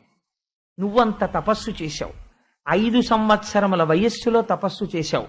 నీ కోపాన్ని ఈశ్వరుడి యందు తపస్సుగా మార్చావు, ఈశ్వరానుగ్రహాన్ని పొందావు. ఎవ్వరూ పొందలేనటువంటి ధ్రువ పదవిని పొందావు. ఇంత పొంది ఇన్ని తెలిసి నీ తమ్ముణ్ణి ఒక యక్షుడు సంహరించాడు. జనన మరణములు ఈశ్వర సంకల్పితములుగా జరుగుతాయి, పాపపుణ్య ఫలితములుగా ఈశ్వరుడు అనుగ్రహిస్తాడని మరిచిపోయావు. పొగడకూడదు మనవణ్ణి. మరిచిపోయి ఒక యక్షుడు చంపితే ఆ యక్షుణ్ణి నువ్వు చంపితే దోషం లేదు. మొత్తం యక్ష జాతిని సంహరిస్తున్నావు. యక్షులందరూ ఎవరిని సేవిస్తారు? కుబేరుణ్ణి సేవిస్తారు. కుబేరుడు ఎవరిని సేవిస్తాడు? అన్నగారి అంత అనుబంధంతో పరమశివుణ్ణి సేవిస్తాడు. ఇప్పుడు యక్షుల యొక్క ప్రమాదము కుబేరుడి చెవిన పడి కుబేరుడికి కలిగిన ఆగ్రహము శివుడికి తెలిస్తే నువ్వెంత ప్రమాదమునకు వెళ్ళిపోతావు? మనిషికి కలిగినటువంటి కోపానికి ఒక హద్దు ఉండాలి. తనని తాను ఏదో ఒక స్థితిలో ఫుల్ స్టాప్ ప్రయత్నపూర్వకంగా పెట్టేయాలి. లేకపోతే ఆ కోపము క్రోధముగా మారిపోతుంది. ఆ క్రోధము అర్థము లేనటువంటి వ్యగ్రతకు వెళ్ళిపోతుంది. ఆ వ్యగ్రతలోంచి తన పతనము ప్రారంభమైపోతుంది. నువ్వు పొందపోయే పదం ఏమిటి? నువ్వు చేసిన పని ఏమిటి? నువ్వు ఇటువంటి పని చెయ్యొచ్చా? అందుకని ఇంకా నువ్వు చేసిన సంహారము చాలు. ఇప్పటికైనా నా మాట విని నరనారాయణాస్త్రాన్ని ఉపసంహారం చేసి నువ్వు నీ ధనస్సు పక్కన పెట్టి రాజధానికి వెళ్ళిపోమన్నాడు. ధ్రువుడికున్న చాలా గొప్ప విషయం ఏమిటో తెలుసా అండి? తను ఒక స్థితిని పొందేసిన తర్వాత మనుష్యుడు వేరొకడి మాట వినడు. వాడు చెప్పేదేమిటి, నేను వినేదేమిటి అంటాడు. అలా వినగలగడం చాలా గొప్ప విషయం. తాతగారు కనపడి చెప్తే, తాతగారు మీరు చెప్పింది యథార్థం, ఆయన ఎటువంటి మాట చెప్పాడో తెలుసా అండి? అనగా మన కులమునకిది అనుచిత కర్మంబ, ఒకనికై పెక్కండ్రిట్లని మొన తృంగిరి ఇది నీ కనయంబును మలవ దుడుగుమయ్య కుమారా. ఈ పని ఒకడి కోసం ఇంతమందిని చంపడం మన కులంలో పుట్టినవాడు చెయ్యవలసిన పని కాదు. స్వయంభౌమనువు యొక్క వంశం అంటే ఎటువంటి వంశం రామంది? నీలాంటి మనవణ్ణి పొంది సంతోషించాను, ఇదా నువ్వు చెయ్యవలసిన పని? ఆపు చేసి అంతఃపురానికి వెళ్ళిపో అన్నాడు. తిరిగి అంతఃపురానికి వెళ్ళిపోతుంటే కుబేరుడికి తెలిసింది ఈ వార్త. తాతగారు చెప్తే ఇంత కోపాన్ని కుబుసం వదిలినట్టు వదిలేసి ధ్రువుడు ఇంటికి వెళ్ళిపోతున్నట్ట అని తెలుసుకున్నాడు. పెద్దల మాటలు వినడం అలవాటైన పిల్లలు ఎటువంటి వరాలు పొందుతారో చెప్తుంది ధ్రువోపాఖ్యానం. అసలు నిజానికి నాకు అనిపిస్తుంది ఈ ధ్రువోపాఖ్యానాన్ని స్టూడెంట్స్ వినాలి, పిల్లలు వినాలి. వింటే వాళ్ళకి అర్థం అవుతుంది జీవితంలో ఎలా ప్రవర్తించాలో. పెద్దలు వినాలి, ఎలా పిల్లల పట్ల ప్రవర్తించాలో తెలుస్తుంది. సమాజంలో పెద్దలు వినాలి, గురువులు ఎలా సమాజాన్ని మార్చుకోవాలో తెలుస్తుంది. పాలకులు వినాలి, తమ క్రోధాన్ని ఎలా నిగ్రహించుకోవాలో తెలుస్తుంది. ధ్రువోపాఖ్యానంలో లేనిదేమిటి? పరమేశ్వరుడు యొక్క వాత్సల్యము తెలుస్తుంది. 5 ఏళ్ల పిల్లవాడి తపస్సుకి నోటితో చెప్పని పదవిని తాను ఎలా అనుగ్రహించాడో తెలుసుకోవడానికి. ఇంత గొప్పది ధ్రువోపాఖ్యానం. తిరిగి అంతఃపురానికి వెళ్ళిపోయాడు. కుబేరుడు వచ్చాడు. నేను చాలా సంతోషిస్తున్నానయ్యా, నీకు ఎంతో కోపం వచ్చిందిట, ఎందరో కొన్ని వేల యక్షుల్ని సంహరించావుట. అంత క్రోధముతో ఉండగా మావారలు నీ మీద కలిగపడుతుండగా తాతగారు వచ్చి ఇంకా యుద్ధం చేయకన్నారట. చెప్పొచ్చావులే తాత, అవతల బాగుంది, నువ్వు యుద్ధం చేయలేదుట, నరనారాయణాస్త్రం తెలిసినా వీలేదుట, మా తాతగారు చెప్పావని వెళ్ళిపోయారట. శభాష్, నీలాంటి పిల్లాన్ని చూస్తే నాకు మక్కువగా ఉంది. ఏది నీకేం వరం కావాలో కోరుకో, నువ్వు కోరుకున్నటువంటి వరాన్ని నీకు ఇచ్చేస్తానన్నాడు. అంటే అప్పుడు ఆయన అన్నాడు, అప్పుడప్పుడు నా బుద్ధిలో చిన్న వైకల్యం, చిన్న కోపం వచ్చింది. ఇదండి కోరుకోవలసింది, దిద్దుబాటు అని అడగాలి. ఇది ఎందుకు వచ్చింది? ఈ కోపం వచ్చింది అన్నంతసేపు, ఎవరినో చంపేద్దామన్నంతసేపు నా మనస్సు ఈశ్వరుడి పాదాలు వదిలేసినట్లే కదా. ఇలా పట్టుకుంటే అన్ని వరాలు ఇచ్చిన వాడిని వదిలేసి ఊరి మీద పడి చంపడం ఏంటి? ఎంత పాపపు పని చేశాను. అందుకని కుబేరా, నువ్వు నాకు వరం ఇస్తే ఏ వరం ఇస్తావో తెలుసా?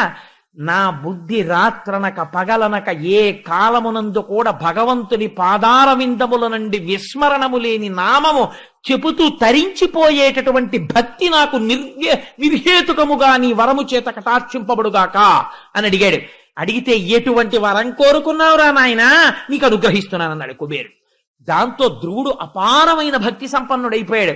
రాజ్యాన్ని పరిపాలించాడు, కుమారుడికి పట్టాభిషేకం చేశాడు, వృద్ధుడైపోయాడు, బదరికాశ్రమాన్ని చేరాడు. అందుకే జీవితంలో బదరి వెళ్ళండి అంటారు. అక్కడ ఎన్ని జరిగాయో. ఆ బదరి వెళ్ళి బదరికాశ్రమంలో కూర్చుని తపస్సు చేశాడు.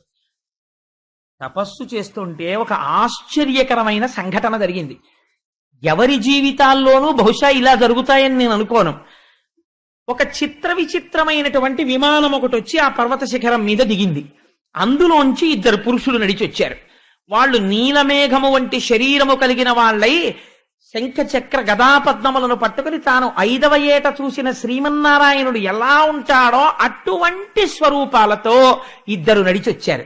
నడిచొస్తే ధ్రువుడు చూసి లేచి వాళ్ళకి నమస్కరించి ఆశ్చర్యపోతూ, మీరెవరు, ఎందుకు వచ్చారు అని అడిగాడు. అడిగితే వాళ్ళన్నారు, ఓ నృపా, నీకు భద్రమగు నొప్పగుచున్న మదీయ వాక్యముల్ వీనుల యందు జన్పుము, వివేకముతో 5 ఏండ్ల నాడు మేధానిధివై ఒనర్చిన ఉదాత్త తపోవ్రత నిష్ఠచేత తేజోనయశాలివైన మధుసూదన తృప్తి వహింపచేయవే. మర్చిపోయావా? 5 ఏళ్ల నాడు తపస్సు చేశావు. ఆనాడు స్వామి వరం ఇచ్చారు, కొంతకాలం పరిపాలన చెయ్యి, శరీరము పడిపోయిన తరువాత నిన్ను ధ్రువమండలానికి తీసుకెడతానని చెప్పారు. నీకంత పెద్ద పదవినిస్తానన్నారు. ఇప్పుడు శరీరము పడిపోవడం అన్నది ఎవరికైనా తప్పదు. నీ శరీరము పడిపోయేటటువంటి రోజు వచ్చింది. ఇప్పుడు నిన్ను మేము ధ్రువమండలానికి తీసుకెళ్ళాలి. అందుకని స్వామి నీ కోసం విమానం పంపారు. మేము విష్ణు పార్షదులం, మీరు విజయం చేసి విమానం ఎక్కండి, మేము స్వాగతం పలకడానికి వచ్చామన్నారు. ఆశ్చర్యపోతే, మృత్యు వచ్చి ఇన్ని కోట్ల మందిని భయపడతాం, స్వామి అనుగ్రహం ఉన్న వాళ్ళ పరిస్థితి ఎలా ఉంటుందో చూడండి. శరీరాన్ని తీయడమా అని శిరస్సు వంచి నిలబడిందిట. తనే శరీరాన్ని వదిలిపెట్టాడు జ్ఞాని అయి. ఎలా? మృత్యువు శిరస్సు మీద తన పాదము పెట్టి విమానంలోకి ఎక్కేట ధ్రువుడు. ఇది ఎవరన్నా సాధించారండి జీవితంలో? ఇది ఒక రమణులు సాధించిన దానికి పురాణ వాక్యంగా తీసుకొస్తున్నారు వ్యాస భగవానుడు. శిరస్సు వంచి మృత్యువు నిలబడితే దాని తల మీద తన కాలు పెట్టారు. అంటే తనంత తానుగా ఈ దేహము నేను కాదని వదిలిపెట్టాడు. వదిలిపెట్టి విష్ణు విమానమునందు ప్రవేశించాడు. ప్రవేశిస్తే అది లోకములను దాటి వెళ్ళిపోతోంది. ఆశ్చర్యకరంగా లోకాలన్నింటి వంక చూస్తున్నాడు. ఆ పితృలోకం, యమలోకం, స్వర్గలోకం, సత్యలోకం, తపోలోకం, జనోలోకం అన్ని దాటి వెళ్ళిపోతోంది ఆ విమానం. వెళ్ళిపోతుంటే ఒక్కసారి విమానంలో కూర్చుని అనుకున్నాడు, ఓహోహో ఏమి లోకాలరా, ఇంతమంది ఇన్ని బాధలు పొంది మళ్ళీ పుణ్యాలు పొంది పుణ్యాలు అయిపోయిన తర్వాత కింద పడిపోయి ఇంత అల్లర్లు పడిపోతున్నారు. 5 నెలలు నేను ఇంత తపస్సు చేస్తే మా స్వామి నాకు ఇటువంటి స్థితి ఇచ్చారు. పెద్ద పదవి అంటే ఏమో అనుకున్నాను. ఇప్పుడు తెలుస్తోంది సప్తర్షులు, కశ్యపుడు, ధర్మము, అగ్నిహోత్రము, జ్యోతిశ్చక్రము తిరుగుతున్న మండలానికి నేను ధ్రువస్తంభమునై వెలుగొందబోతున్నాను. ఇంతమంది నా చుట్టూ తిరుగుతూ ప్రదక్షిణం జరుగుతుంటుంది. నేను నిరంతరము విష్ణులోక దర్శనం చేస్తుంటాను. ఏం అదృష్టం రా అనుకుని ఈ అదృష్టానికి ఎవరు కారణము అని ఆలోచించారు. మా అమ్మ. ఆనాడు తిడితే తిట్టింది లేరా పిన్ని, కాస్త పెరుగన్నం తిను అని నేను మాట్లాడతానులే పిన్నితో, నేను మాట్లాడతానులే మీ నాన్నతో అని ఉంటే నేను ఇవాళ ఈ స్థితి పొందను. మా అమ్మ మీ తాత పొందినట్టు నువ్వెందుకు పొందలేవు, పో నారాయణుడి తపస్సు కంది. మా అమ్మ మాట నన్ను ఈ స్థితికి తీసుకెళ్ళింది. కానీ ఆ పిచ్చి తల్లి ఎక్కడుందో అనుకున్నాడు మనసులో. అనుకునేటప్పటికీ పార్షదులు గ్రహించారు. నిన్నీ స్థితికి తీసుకొచ్చింది కాబట్టే శ్రీ మహావిష్ణువు నీకన్నా ముందు ఆవిడ విమానం నడపమని చెప్పారు. కిటికీలోంచి బయటికి చూడన్నారు. కిటికీలోంచి చూశాడు. ముందు విమానంలో దివ్యమైనటువంటి తేజోవిరాజితయ్యి సునీతి వెళ్ళిపోతోంది విమానంలో. ఆవిడ శ్రీమన్నారాయణుడిలోకి వెళ్ళిపోయింది. ధ్రువుడు ధ్రువమండలమునకు చేరుకొని తదనంతరము స్వామివారిలోకి లీనమైపోయి పరబ్రహ్మము యొక్క సాయుధ్య మోక్షమును పొందాడు. ఇంతటి అద్భుతమైనటువంటి ఈ ధ్రువోపాఖ్యానము పోతన గారు అన్నారు, ఎగ్జాక్ట్ ట్రాన్స్లేషన్ చేస్తూ సంస్కృత్ నుంచి, మహిత సత్పురుష సమ్మతంబును ధన్యంబు సర్గప్రదంబు యశస్కరంబు. ఇన్ని మాటలు వేయరండి ఫలస్తుతికి, ఎన్ని వేసేశారో చూడండి ధ్రువోపాఖ్యానానికి. యశస్కరంబు, ఆయుష్కరంబు, పుణ్యప్రదాయకమును, మంగళకరంబు, అఘమర్షణంబు, సౌమనస్యంబు, ప్రశంసా యోగ్యము, పాప నివారణము, ధ్రువపద ప్రాపకంబు. ఎవరు ద్వాదశి నాడు చేతులొగ్గి నమస్కరిస్తూ అనుమానం లేకుండా వింటున్నారో వాళ్ళు కూడా ధ్రువపదాన్ని చేరుతారన్నారు. అటువంటి ధ్రువపద ప్రాపకంబునయ్యొప్పు ఈ వ్యాఖ్యానంబు తగ నీకు నిరింగించితి. దీనినెవ్వడేని తివుట శ్రద్ధాగరిష్ఠుడై తీర్థ పాద చరణ సరసైరుహ ద్వయాశ్రయుండునుగుచు భవ్య చరిత దినాంత ప్రభాత వేళలను. ఒక దేవాలయం సమీపంలో కూర్చుని దిన ప్రారంభమునందు కాని అసుర సంధ్య వేళ ఎందు కాని ఈ ధ్రువోపాఖ్యాన్ని చెప్పడం ప్రారంభం చేస్తే చేతులొగ్గి నమస్కరిస్తూ అనుమానం లేకుండా పరమ భక్తితో ఎవరు వింటున్నారో, విశేషించి సినీవాలి అంటే అమావాస్య నాడు కానీ పూర్ణిమలందు పౌర్ణమి నాడు విన్నా, మరియు ద్వాదశి తిథి ఉన్నప్పుడు విన్నా. ఇవాళ ఉంది ద్వాదశి, భీష్మేకాదశి పక్క ద్వాదశిని పద్మబాంధవ అవసరమున ఒక భానువారం నాడు అలా విన్నా, శ్రవణ నక్షత్రం ఉండగా విన్నా, దినక్షయమునందు, దినక్షయం అంటే తిథితో ప్రారంభమై తిథితో అంతం అవ్వాలి రోజు, దినక్షయమునందు బరగ సంక్రమణ వ్యతీపాతలందు సంక్రమణం జరుగుతున్నప్పుడు విన్నా, సబల భక్తిని వినునట్టి సజ్జనునకును ఎవరైతే అలా పరమ భక్తితో దీన్ని వింటున్నారో అటువంటి వాళ్ళందరికీ కూడా ఉత్తర క్షణం అప్పుడే అక్కడే సజ్జోజాతం ప్రపద్యామి సజ్జోజాతాయ వై నమో నమః భవే నాతి భవే భవస్వమాన్ భవోద్భవాయ నమః అని అప్పుడే ఆ క్షణంలోనే పాపనాశనము జరిగి శ్రీమన్నారాయణుని యొక్క అనుగ్రహము వారికి కటాక్షింపబడుతోంది. ఆ కారణము చేత జీవితము కృష్ణ భక్తిలోకి మారి వారి జీవితాలు తరిస్తాయి. ఒకవేళ అల్పాయుర్దాయంతో మృత్యువు తరువుకొస్తుంటే మృత్యువు ఆగి ఆయుర్దాయము కలుగుతుంది. గ్రహముల వలన ఉద్రిక్తమైన ఫలితములు రాబోతుంటే అటువంటి ఫలితములు ఆగి శుభములను పొందుతారు. యశస్కరంబు కీర్తినిస్తుంది. ఇటువంటి పరమ పావనమైన ఆఖ్యానమును భాగవతమనందు వ్యాసుడు రచించగా మన అదృష్టం పోతనామాచ్యుల వారు ఆంధ్రీకరిస్తే ఇంతమంది భాగవతుల సమక్షంలో ధ్రువోపాఖ్యానాన్ని ద్వాదశి నాడు అసుర సంధ్య వేళ చెప్పుకునే అదృష్టాన్ని వినే భాగ్యాన్ని మీకు స్వామి కటాక్షించాడు. అంచేత కృష్ణ పరమాత్మ పాదార విందములకు శతధా శతవిధ నమస్కరిస్తూ రేపటి రోజున అత్యద్భుతమైనటువంటి ఆఖ్యానం దేవహూతి కపిలుడు. రేపు దేవహూతి